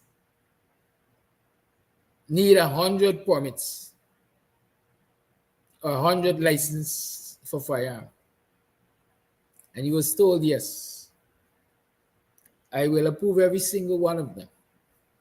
But each one will cost you $1.5 million. Each one will cost you $1.5 million. Maybe not recognizing that, number one, this big businessman who apparently operates in the security sector is a good friend and crony of the PPP, of the Barlet tyrant.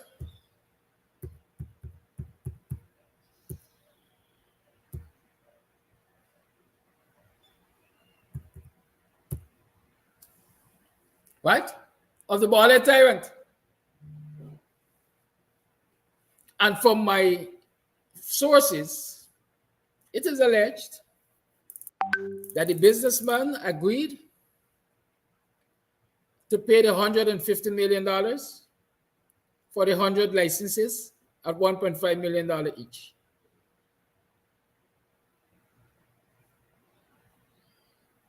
And then he went and complained to his friends at Freedom House. And the operation was launched. Operation Brutality. And so they found $100 million. The question is, where is the $50 million that they didn't find? Who else had to be paid to facilitate the issuance of those licenses? How many persons are in the ring of corruption for the issuance of those licenses?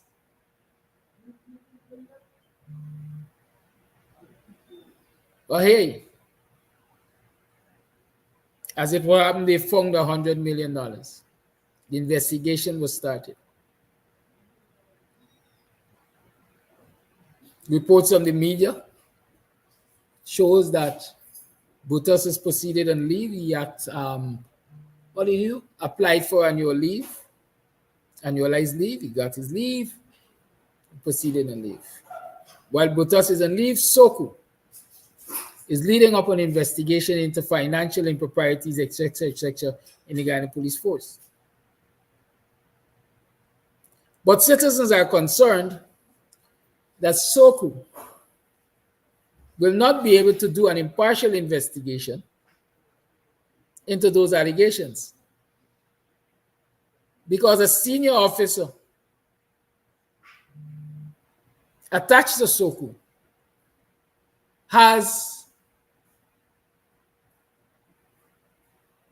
mud on him, just as the others have more than them.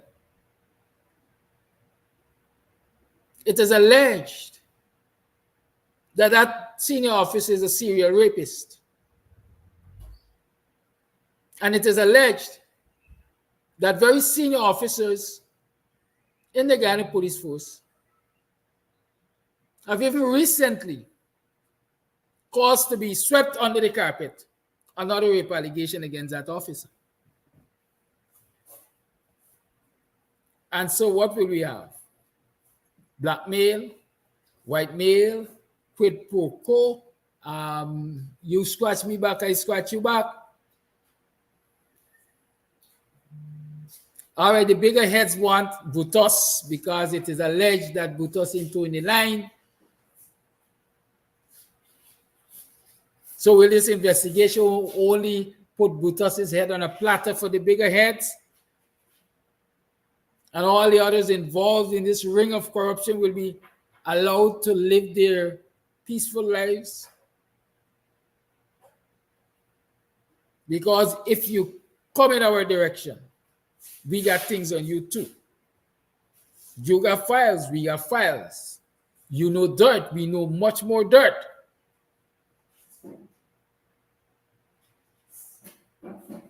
And so many of us in the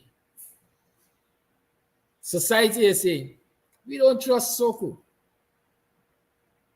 to carry out this investigation.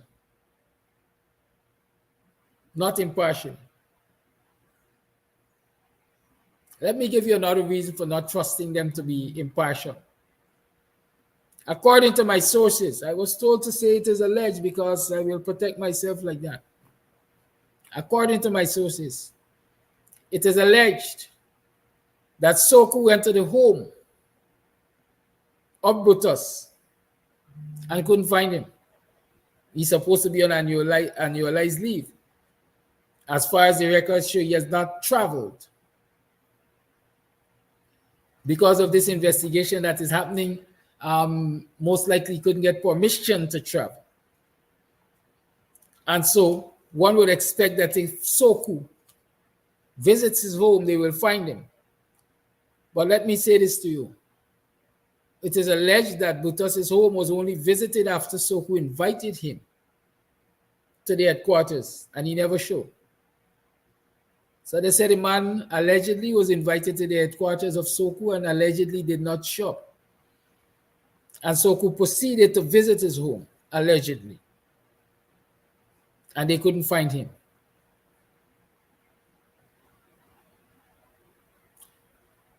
Had that happened to an ordinary citizen, let's say Kidaki, Amsterdam, the next logical step would have been to issue a wanted bulletin, because the police is good at that. They don't visit your home and they issue wanted bulletins. The next logical step would have been the issuance of a wanted bulletin for brutal Butos because they needed him to do the investigation.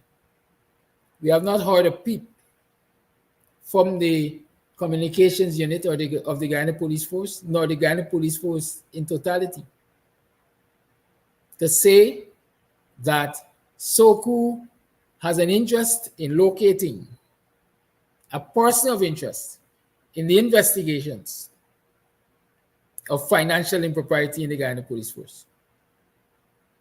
What we know, however, is that they proceeded to freeze the bank accounts.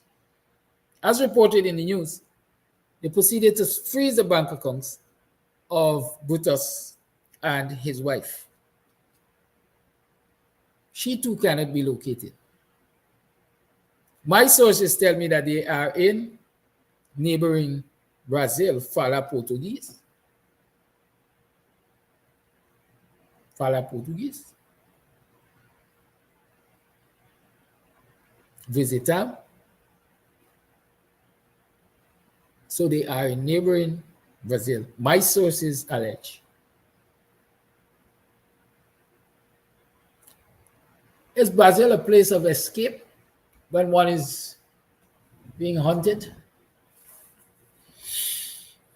How many of you have ever read The Great Train Robbery? I think it was The Great Train Robbery that a couple of the robbers escaped to Brazil and they lived there long and quiet. Is Brazil a safe haven for people who become wanted by the law? Is it possible that this senior policeman is now on the run from the very organization which he served? I doubt it. But I have to tell you what is being alleged. That is what is being alleged. Right? That is what is being alleged. It is also being alleged that certain people in the media fraternity are going to be caught in this web of corruption if the investigations were to take an ethical and unbiased look at financial impropriety in the Ghana police force. But like I said, you got the dirt, I got the dirt, we got the dirt, and so can you investigate me? Or is there a dire need for the people of Guyana to demand that international investigators be used to investigate these allegations of financial impropriety in the Guyana police force? I would believe that the best way to weed out the corrupt is to have an international organization do the investigations. I pray the day will come when we will see that happen. But you are aware, right? You are aware. And so if anybody should lay eyes on Butas, please send us his location. I would like to know his location. Even if the Ghana Police Force doesn't have an interest in soliciting the public's help to know where the senior policeman is, since he's on annualized leave and they went to his home and couldn't find him, allegedly, and they allegedly invited him to the SOCO headquarters and allegedly didn't turn up. I'm sure we would like to know.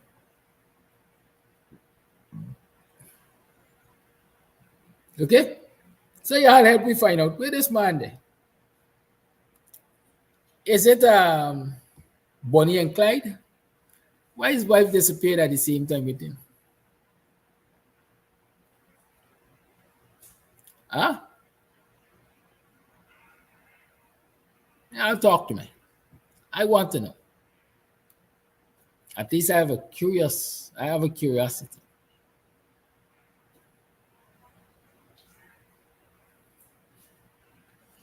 It's 7 minutes past the 8 o'clock hour. Like I said, I will be leaving you right on the hour of 9. And so I'm going to do you a favor. The lines are opened. Let me tell you that come the 1st of August,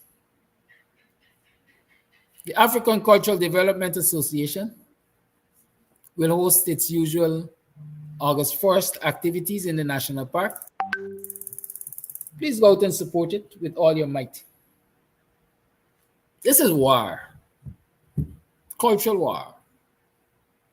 And culture means everything. A people without knowledge of its culture, they're doomed to fail. They're like a tree without root. And so don't allow anybody to come between you and your culture, even in the name of freeness and grants. Please go and flood the national park with your presence, dressed up in your African dandan. Look like the royalty you are. And leave all those who tell themselves that they can undermine that annual pilgrimage which we make to the national park with Agda. Let them stay in the Maltino's ground alone on that day. Call it life. Yes, Mr. Amsterdam, good morning to you. Good morning to all the listeners, and good morning to all Guyanese wherever we may find ourselves. Leading up unto the eve, or getting closer to our day of significance and reference, Emancipation Day, first of all. Divide and rule is the only plan that the PNC, that the PPP rather, correction, that the PPP are planning, divide and rule against African celebrations. And we don't do that when they have their Muslim celebrations and when they have their Hindu celebrations. We don't interfere with them like that. President Granger never did. President Forbes Burnham never did. Desmond Hoyt never did that. But it just goes to show, as you had pointed out yesterday previously, and Dr. Hines had also pointed out, that they are up to mischief. They don't want to see us unite as one, as we have traditionally been doing with ACTA and SWARI. They want to interfere with us. They want to interfere with us coming together as one, unify under one umbrella. And we should see that as clear as day. We should see that. And it's a good point that you guys have highlighted. With regards to, we have been hearing some talk about that as well, Mr. Amsterdam, about Brutus's apparent disappearance. So let me say what I've heard in the public. That he could not be found. You see, Brazil, as you had raised, the hypotheses about Brazil. It is said, according to Brazilian law, if you're married to a Brazilian woman or you're married over there, you can go over there and no one could extradite you from there. So that's one aspect. And then there's a history of the train robbery, as you pointed out. But recently, President David Arthur Granger signed a treaty, an extradition treaty with the United States, Suriname, French Guyana, with the French, because the French was a place where a lot of people would go and can't come back, stemming from that Walter Rodney bombing situation, dealing with some of that, and extradition treaties with America as well. And that's why they had to go through Trinidad to get Roger Khan.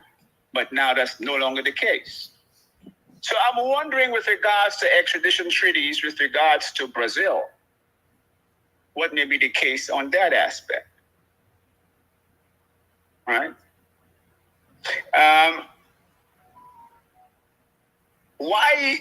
So here's another thing. Article 32. I often talk about Article 32 of the Guyanese Constitution. There is a clause in there that talks about criminal activity and the right of the people to arrest.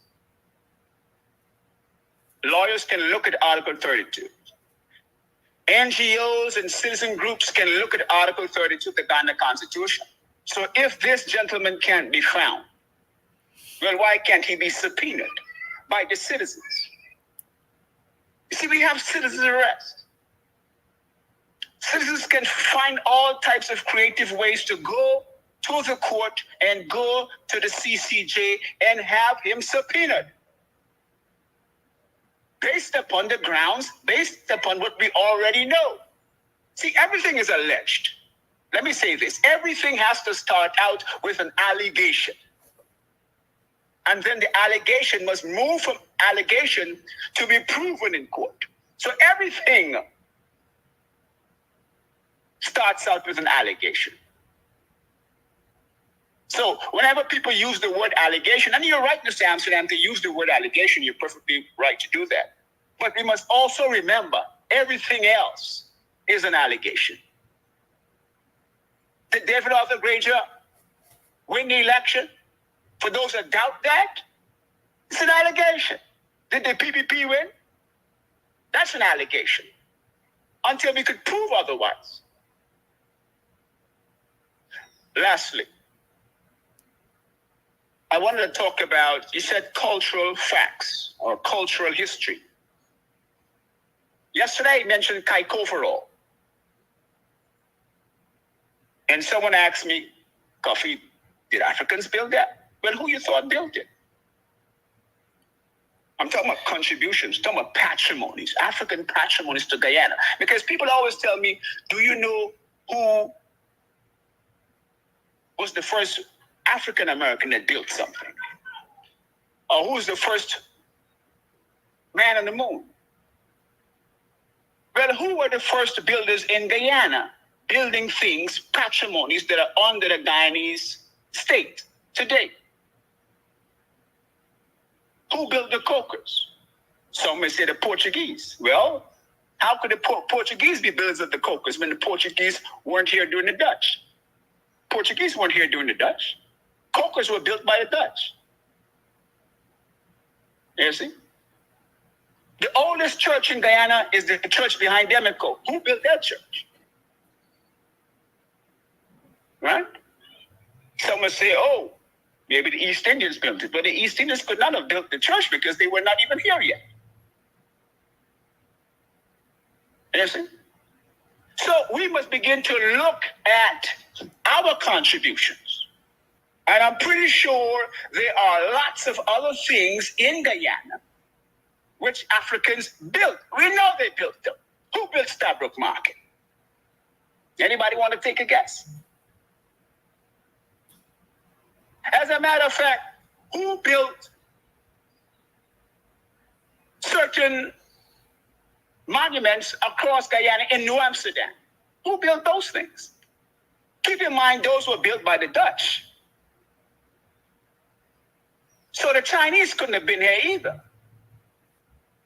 So then we begin to understand who did what in our contributions to this place we call Guyana. And the reason I'm raising that is because we need to be able to say to the world that these things that make up Guyana's character, Guyana's nationhood, are African contributions. And put ourselves, advance yourself to be recognized. And stop playing this backbench role as though you came here as an indentured servant. You didn't come as an indentured. Most of us were kidnapped and brought here, and then those of us were already here.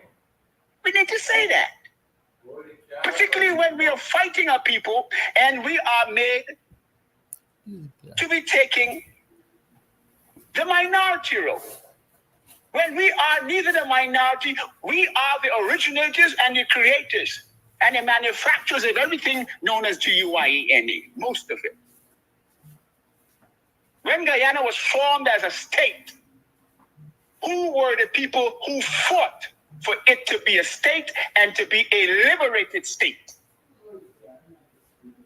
A liberated state. Who were the people who fought to liberate the state and say that this state called Guyana is a liberated state? Because a liberated state is an entity.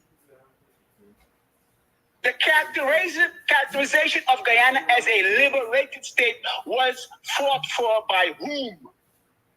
I talked about that yesterday. But it's important to reiterate it because it is the most important thing. Because when people talk about a place called United States, you hear who fought for it. You hear George Washington.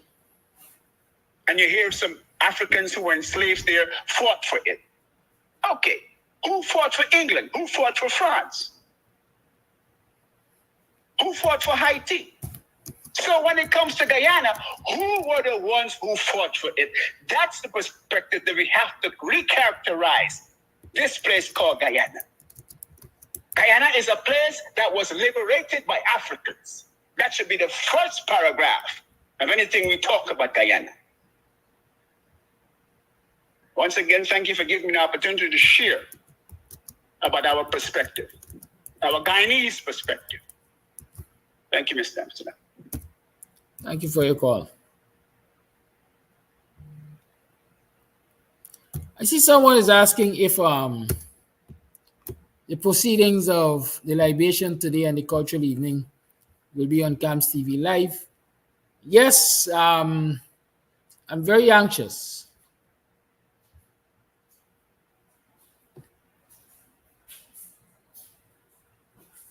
I am very anxious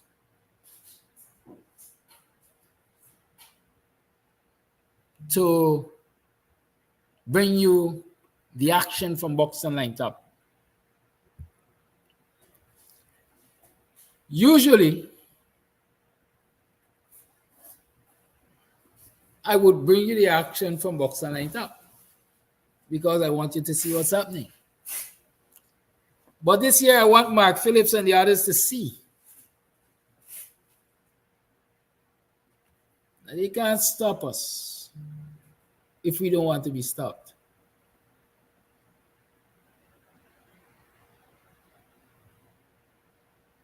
You know what I'm saying?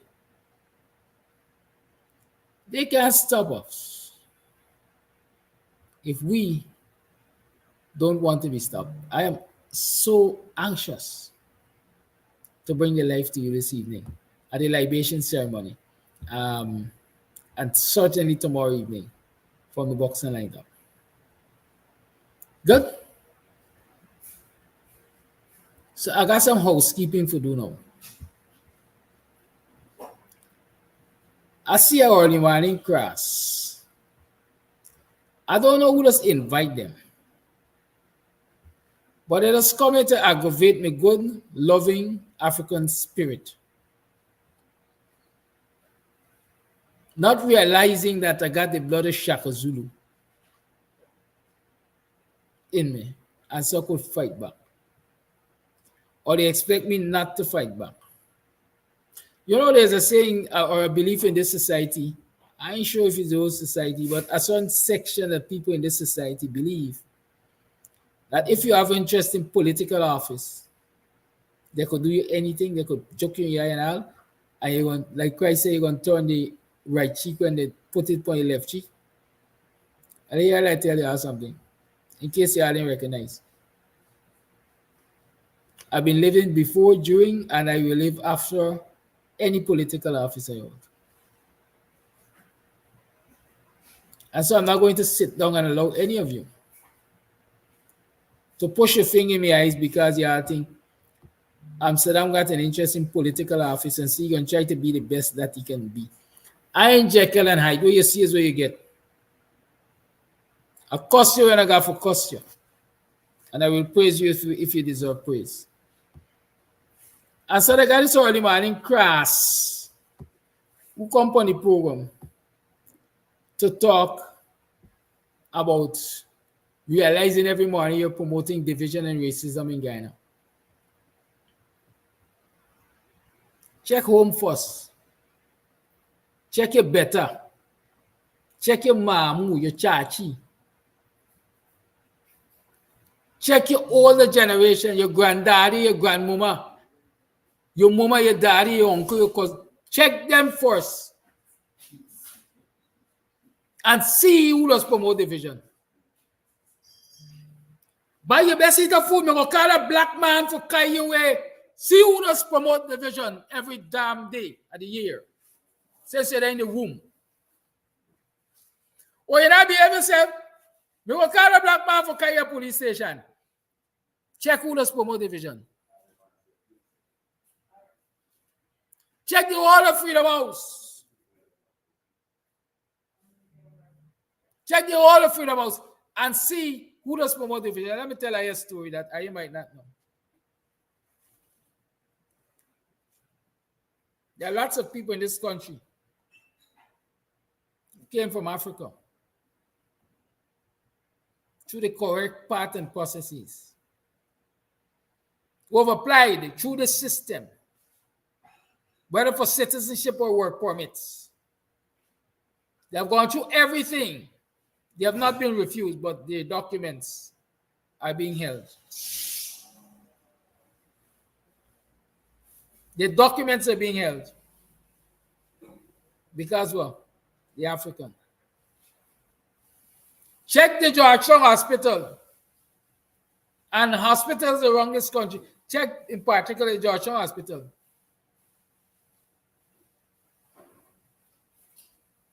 And see the nurses of Indian ancestry that are in this country working in this system can't talk a single word of English, much less understand it.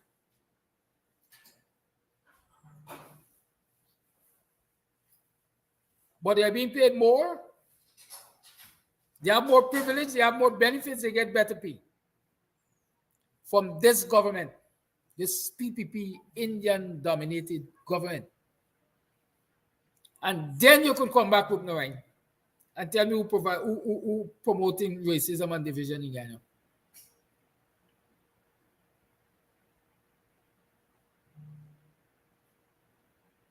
Until then,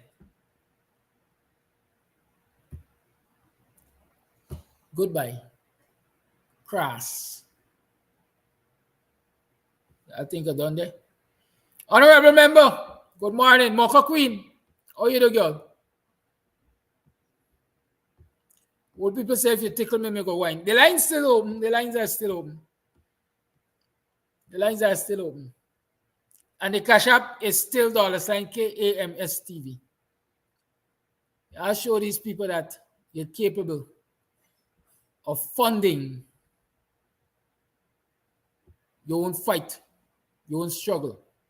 I said, let me show them. Do the thing. I see another one talking about who begging. Well, here, let me tell you something. Beg? You are noted for beg. I know you are noted for beg. Have you ever heard the term Friday payday? Go down Regent Street any Friday and see who the beggars are in the majority. Walking from store to store, collecting the coins. I don't come here to collect coins, boss. Whoever you be. Durham Killer One. Hooligans begging for cash. Call Holy Line. Hooligans begging for cash. Very soon for food. PPPC forever and ever for all Guyanese. PNCR hooligans want to get rich overnight by doing nothing. No. You backward jackass, go search your work. PPP government has lots of work for you, dunces. Yes. That is Durham Killer One. Let me start with hooliganism. Hooliganism is when your mother, child, and you just squash it every single day. And when you get out hand, you just beat shit up. There is hooliganism. Look around in your community, Durham Killer One. Are you noted for that? You remember me live on the border and you know. Some you know all who just beat them mama, who just drink drunk and cuss from left to right, generation to generation. Whether them a fuller man, whether them a Hindu, whoever them be, they just forget that. They just forget at their mama push them out. They just forget that their daddy contribute to their growth. I just beat at your parents. That hooliganism. For the greater part, any African Guyanese raised young at the parents, you guarantee somebody else going to put it in place. Hooliganism you're talking about? Hooliganism is when the man where you vote for just holler upon you and tell you shut up, even in public places. That's hooliganism.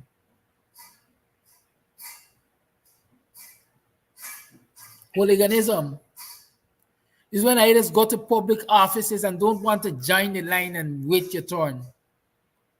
But you believe you can bribe everybody left, right, and center. That's hooliganism.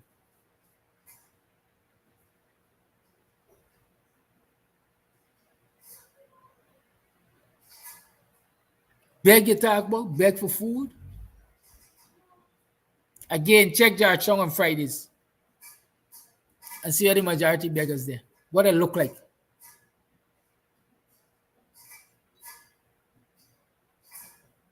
Get that Lusignan market, they at Ananil market. I could tell you where they're there because of this work. Per capita, they get more Indian beggars in this society than they get African beggars. And the shameful thing is, it's an Indian government. So go figure that. Dharam kill one. Killer one. Get off my program. Go drink your rum. Get drunk. And beat your parents. Call it your life. Yeah, good morning, Kadaki, and all the listening public. Now with this emancipation thing, I hope that a lot of Africans have learned their lessons from what the install regime did by giving the money that they would give to the groups, to the PPP operatives. Now we gotta make up our minds come next election. We don't fall victim. They don't fall victim to that. And this install regime is trying all they know to destroy the Africans in this country. And some people are being lured by a few dollars. They don't care what they want, stealing money because. Now coming to the police story. The police story is very serious. And of course, the man would disappear and go somewhere after these things have been unearthed. But the body who they're trying to will investigate will not do a proper job. Will not. And I hope, it's looking like everything is deciding you want international. But I hope the international body could come in and take a look at it. And now come in. I know they're sitting down there on the one side and they're seeing all that now it is trying to be unearthed. We must remember when they took Baratan in front to the States, the FBI came to Guyana and asked Winfield to produce the criminal operatives in the country, and they refused. It is only after the sanctions start, they are now trying to say that they trying to look into crime. But we all know that that is a farce. It is a farce. And everybody could see quite clearly that it is a farce. Yesterday in my voice note, I spoke about men who are literally urinating in the public outside of Demico. Now I think the police and the health authorities should be vigilant and take a look into that, because whenever you're done, Demico is an eating place, and you cannot have men just taking out the penis and urinating all over that place. And then you're going to sell food. When the Africans were out there doing the business, you never saw an African man or a woman urinating in the public like what I saw Sunday night. Well, they could come and do anything in this country, and the country with whatever should not allow them to bring their nasty traits from whichever country they come from to destroy what is left of Guyana. Opposite the Parliament building, now the other day they charge an African male for exposing himself and urinating in a public area. And that wasn't in front of Parliament buildings at Demico. And since then, I travel from at least Denhamstel to Vredenhoek every Tuesday. And I see car door open. You're passing the bus and men urinating alongside the highway. And those men aren't being charged. But Sunday it was something to see in front of Demico. And I want them to go and look into things like that and see how they could stop it, because that is going to be a type of pandemic. And these people will not only urinate at 6:30, they're going to be doing it throughout the day. And we got to study. We do not know the mindset of these people. Children, when school open, gonna be passing the road. You don't know what's gonna happen to your children. Because though it's a route, I think it's a school route. And I hope that they can look into that. Lastly, Kadaki, if you can give me the number for the Minibus Association, and if it's off the program, please give me, because I need to get on to the Minibus Association. Because this party thing is killing us on the West Coast. Okay, thanks. Bye-bye. Thank you. Somebody said most patients at GPHC are dying. Yes. I'm not surprised that patient death at the PNC, at the GPHC is rising. Because you have Indian staff you have Indian staff that can't talk, nor understand the word of English. I understand the other day, one of them, what they call the word, suture, stitch up a man.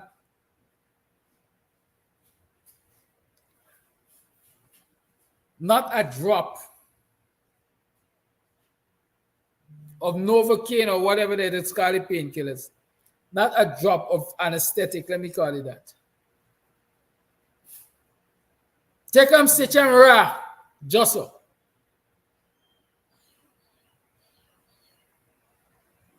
Another one gave a patient overdose medication.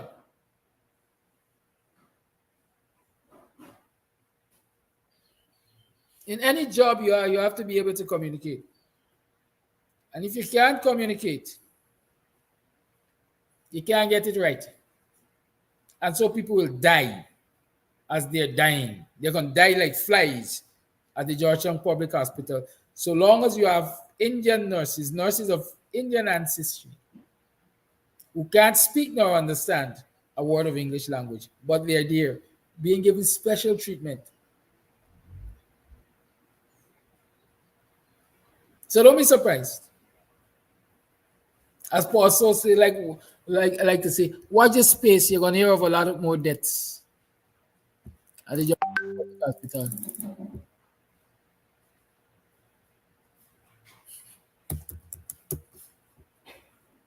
All right. Voice note. Morning, Kadaki. Morning, viewers. I am troubled with what is happening in Guyana at the moment.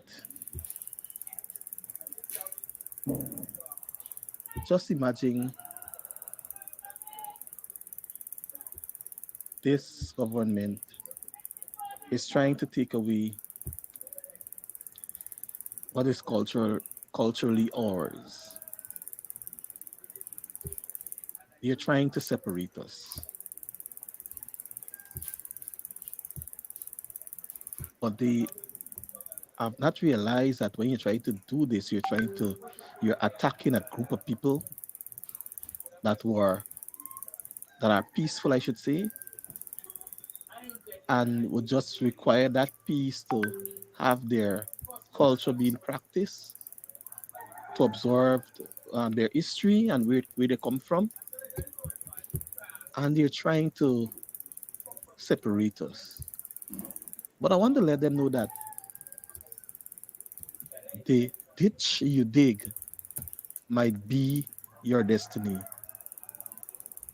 And that this world is a cycle. And everything that happens, it comes around in a circle.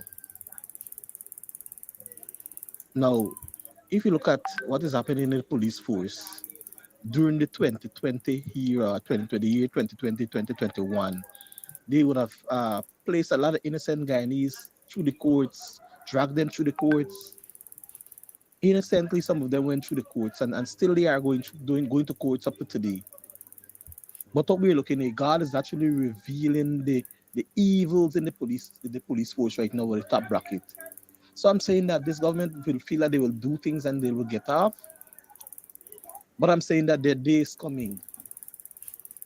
Their day is coming, and it will surely come to reality. So I'm saying, let us hold faith. Let us be strong. Let us continue to make desperate effort to keep our culture alive. But you see, those who are trying to separate us, I pray God the day that when the table turn, that they will not bawl, or they will not squeal, they will not, go about making frivolous accusation and all the likes of that.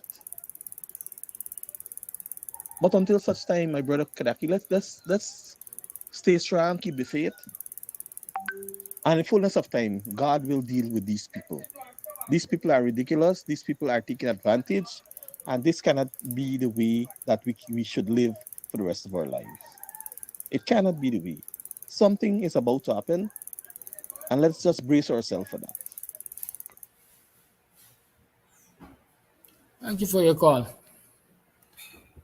I recognize your contributions, Max, Jennifer, and Vanilla. Thank you for your contributions to the Cash App this morning. Encourage others. Do your thing, man. Left your jail. Let's fund our fight. Morning, neighbor. Morning. Morning. But Kodaki, I feel that the political opposition is doing a dangerous thing in waiting on election and waiting to win an election before they act.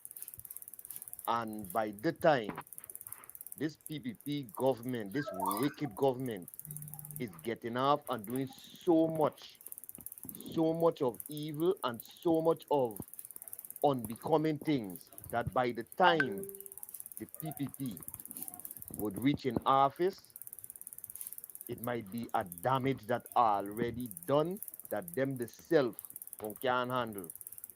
I feel that the PPP leadership is supposed to understand, and I know that they understand, that you don't have to be in at the helm of government before you act. They control actually half of the population that vote for them, and they supposed to doing a better job. All the Barjagdian even supposed to be in there with all the atrocities, and our leaders just sit down waiting to win an election before they act, and that is bad. Thank you. Thank you for your voice note. 6225933 is the number to call.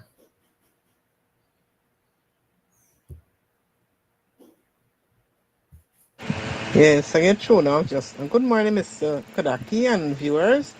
I think that Guyanese who had left this job, the profession, because of the low payment, if this government should raise the salary for the nurses and doctors and even teachers who left this job, it will encourage persons who left to come back, and so we will be able to get Guyanese looking after Guyanese. But instead of that, you bring in other foreigners. The same money, but you hustling to raise the salary for the foreigners, and so you can put that money and bring back your own Guyanese. Bring your Guyanese. Lots of Guyanese has gone to England and America and all Caribbean countries that paying better, but they don't have no love for the fellow Guyanese. I tell you. Thank you.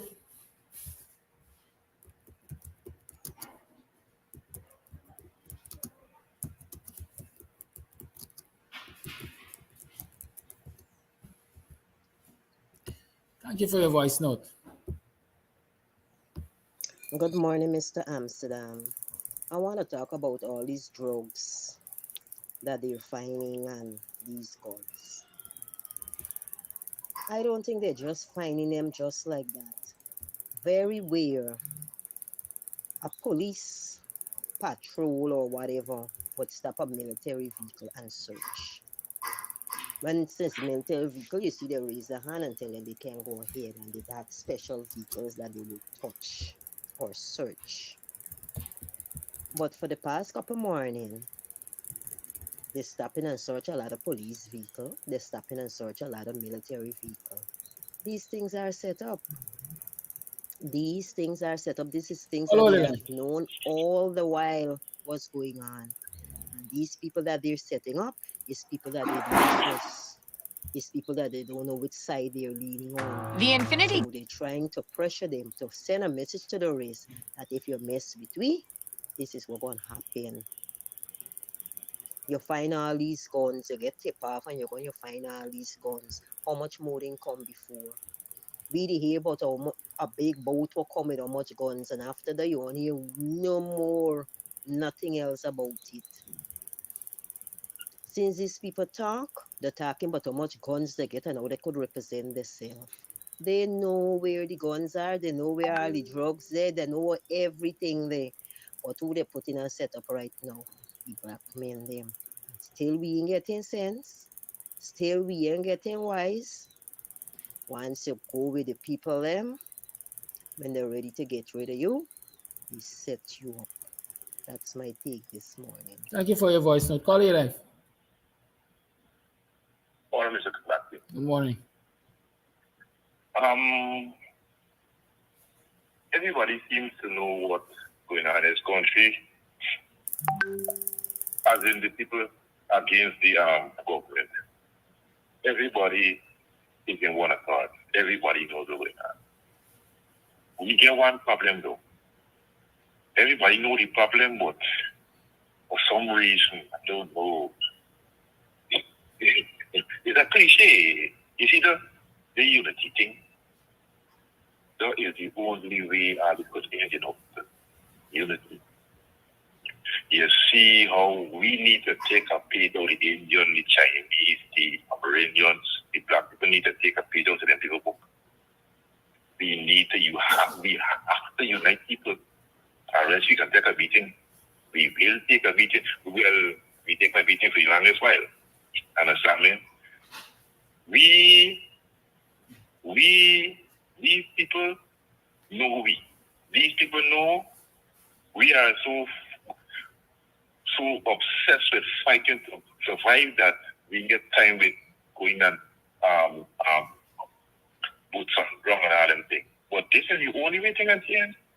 This is the only way things can change. We got to, when the teachers go there, if they go there September, the parents need to go with them and send a strong message. Because the people know if the parents can go there, then we get 10. Don't forget, half of the teachers not going to go there. And the next half, well, left only half out the half can go there. Not even half, or quarter. So we need the parents to support the strike. We need the parents to support the strike. Pertaining to the police and the investigating of their own selves. That is what a joke is here. But to understand the gap for show America that they know they're doing something, but that is what a joke is here. No. Allegedly, speculation wise, if I zap you, Mr. Higgins got a lot of things. Mr. Butler got a lot of things that on Javier. Javier got a lot of things on Mr. Butos or the government per se. Meaning that, as I said earlier, with cool. You scratch the back, I scratch the own. Now it's simple. Although they freeze their people account, it's only sensible the government telling people in the say this year, only $100 million. The long you wait to Brazil or whatever, allegedly. The long you wait. You understand me? We want to you. We ain't get them with you no more. You got our cars.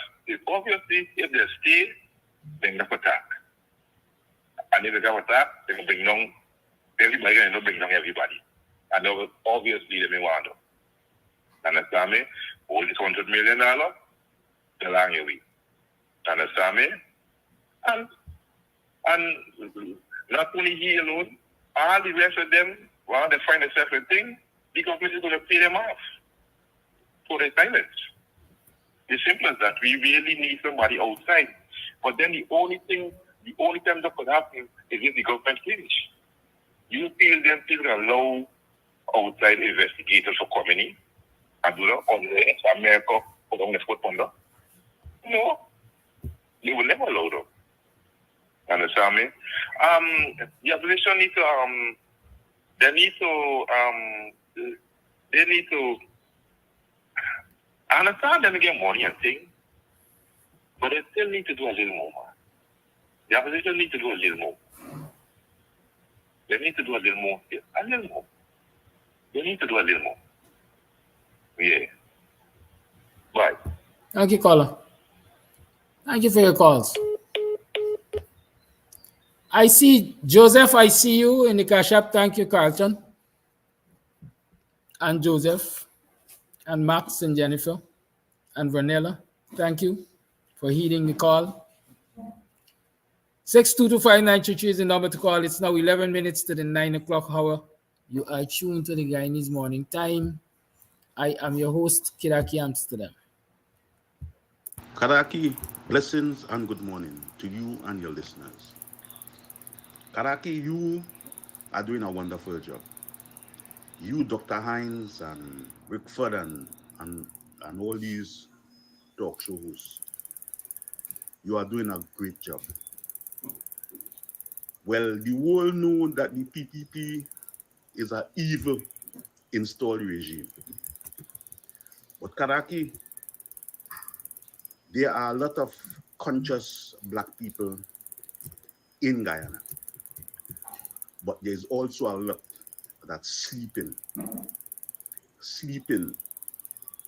and trying to be our slave just because of money. But you all have a lot of work to do. And we will prevail because the evil you do, it will live after you. And I want Mr. Barrett Jagdeo to know, because I know that he's a greedy man, licorice, covetous, belly has no bottom and the pocket has no bottom. You come in this world with nothing, and when you leave, you will leave with nothing.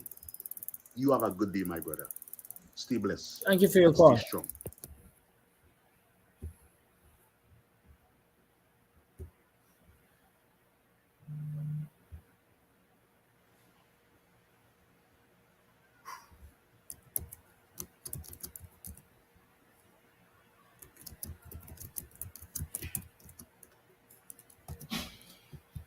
The lines remain open. 6225933 is the number to call. Remember, today on the Boxing Line Top at 90 hours, Company Road in front of the market, the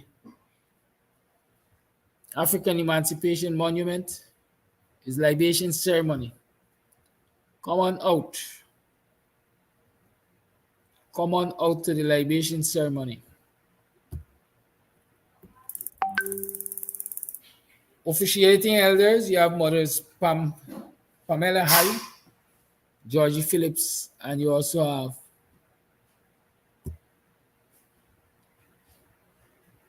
Dion Abrams. That's 19 hours today at the Boxing Emancipation Monument by the Boxing Market Square. Okay? Please come out in your numbers, dress up in your African clothes, your fancy dandan, as we like to say, and come on down. Show them that they can't hold we. I want to play this one for y'all just before I leave, yeah? I will leave at 9, but we got some time. Let's play this one.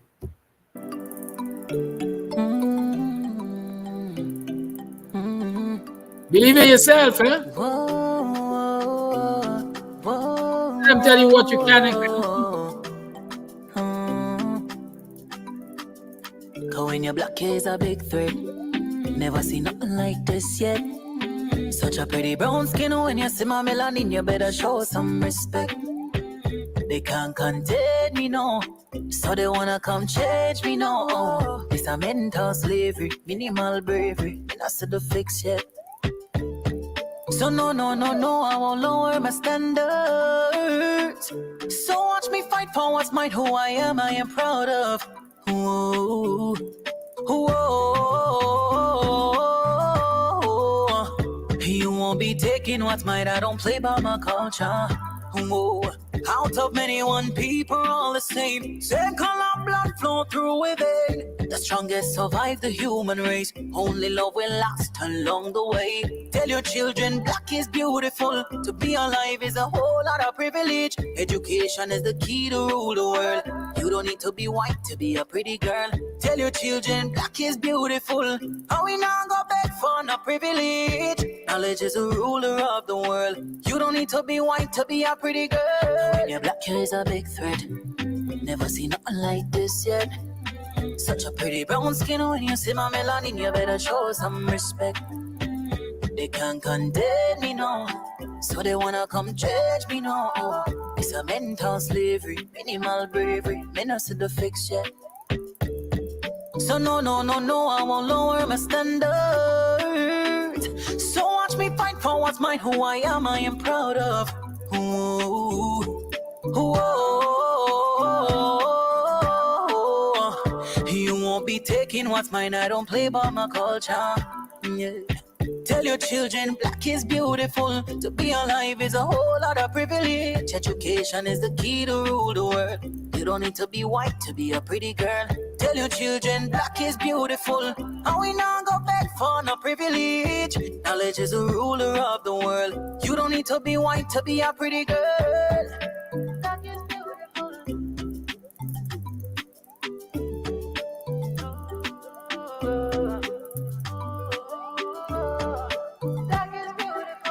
When you see my melanin, you better show some respect.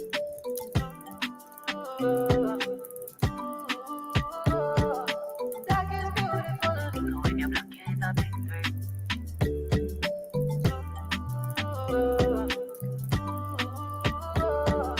Black is beautiful. Black is beautiful. Good morning, Kadaki. Good morning, everybody. What I want to say is this. If everybody on this show contact their relatives, contact friends, contact neighbors, whoever you can contact that will listen to you and preach to them against the PPP and the things that they're doing, talk to them, encourage them to come out and vote. I heard there are some young people that would say they're still in voting. They're not voting. I spoke to some, I am voting. Encourage them to come out and vote. Talk to them against what is, try to counsel them or talk to them against what is going on, right? I think that there'll be a lot more voters. There'll be a lot more voters to vote against the PPP. There is power in numbers, and if each one bring one, if each one do that, you will see the difference. Because some people directly stay home and say they ain't voting. But I don't believe that can ever happen now, given the circumstances today. Let's support one another, support the program, support this show, support whichever more show you can support. There is power in numbers. There is power in support. And we will get it done. We will get it through. Okay? So God bless everybody. So let's fight, continue to fight. We can't give up.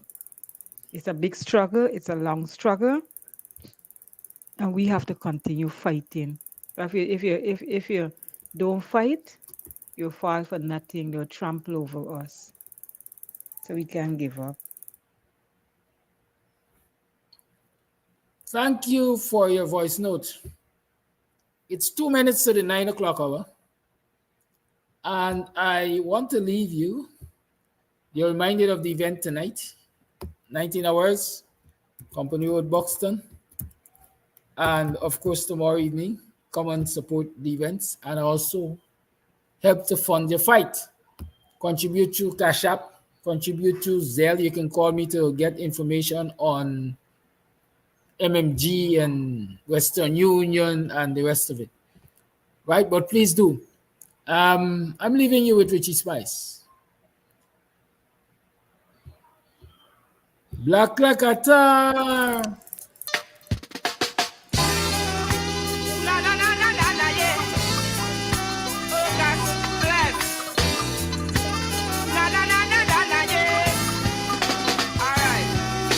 Black like a tar.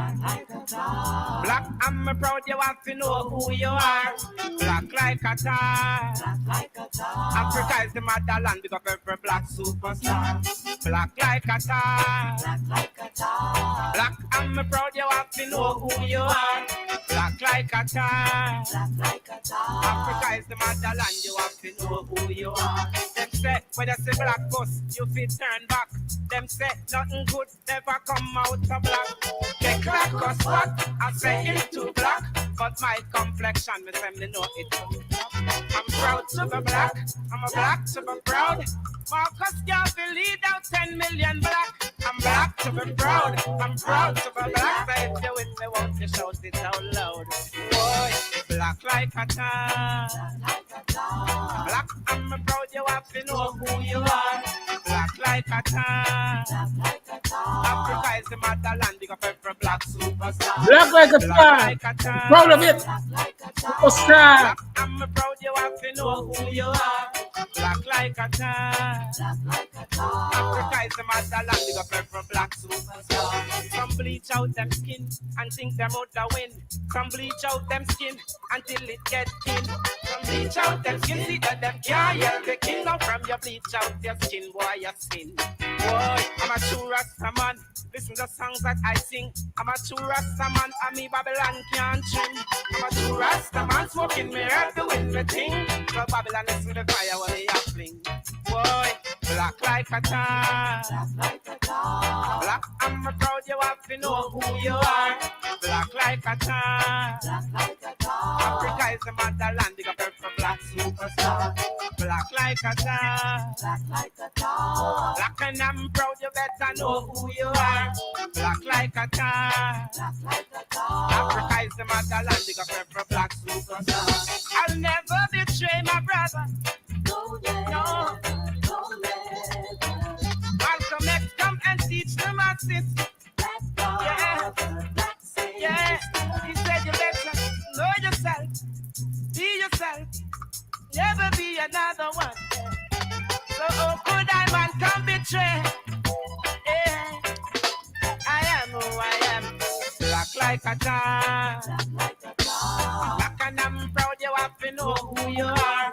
Black like a tar. Africa is the motherland, big up every black superstar. Black like a tar. Black and I'm proud I have to know who you are. Black like a tar. Africa is the motherland, big up every ghetto.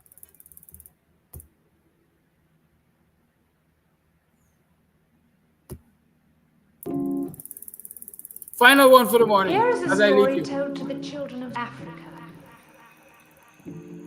By request. We love the children of Africa. Teaching the children. Oh, da da da da. La da da da. Oi, black eye, black hair, black skin, black queen, stand majestic with the black king. Today I'll sing you a black song. You need to hear about beautiful black things. Cause most time we hear about black, we hear about black magic and black witches. Blacklist, black book, black market, Black Friday, you spend off your black riches. I've never seen a doctor in black, nor seen a black pill for cure no black people. But I've seen bush doctors like Tosh and Molly resurrect like a real black beetle. Malcolm, Marcus, Martin. When you see Walter Rodney, asking him, oh, you know hear about how well laughing. So when the little offspring asking, tell them they never told us that black is beautiful. They never told us black is beautiful. They never told us that black is beautiful. They never told us. They never told us that black is beautiful.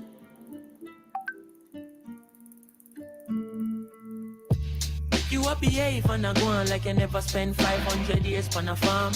The same chain you are wear and a go on is another black life in Sierra Leone. Boy, them find out Mama Earth got gold then. Them find out Mama Earth black soul then. You work hard just forget a black card. Same card where you swipe by back your black gold then. Well I see no faces long, but this is not a racist song.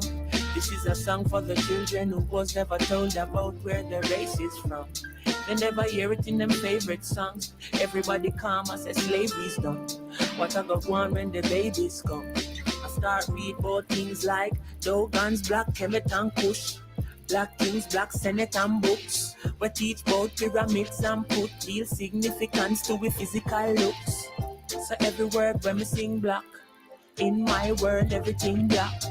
Black, white, black, right back. So don't be surprised if me say me king black. Cause they never told us that black is beautiful. They never told us black is beauty.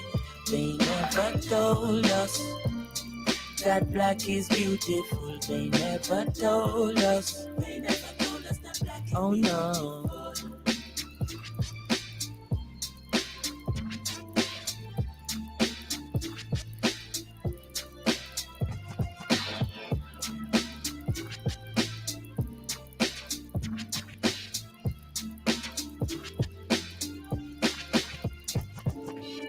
Preacher is preaching, good God, the things that he preaches.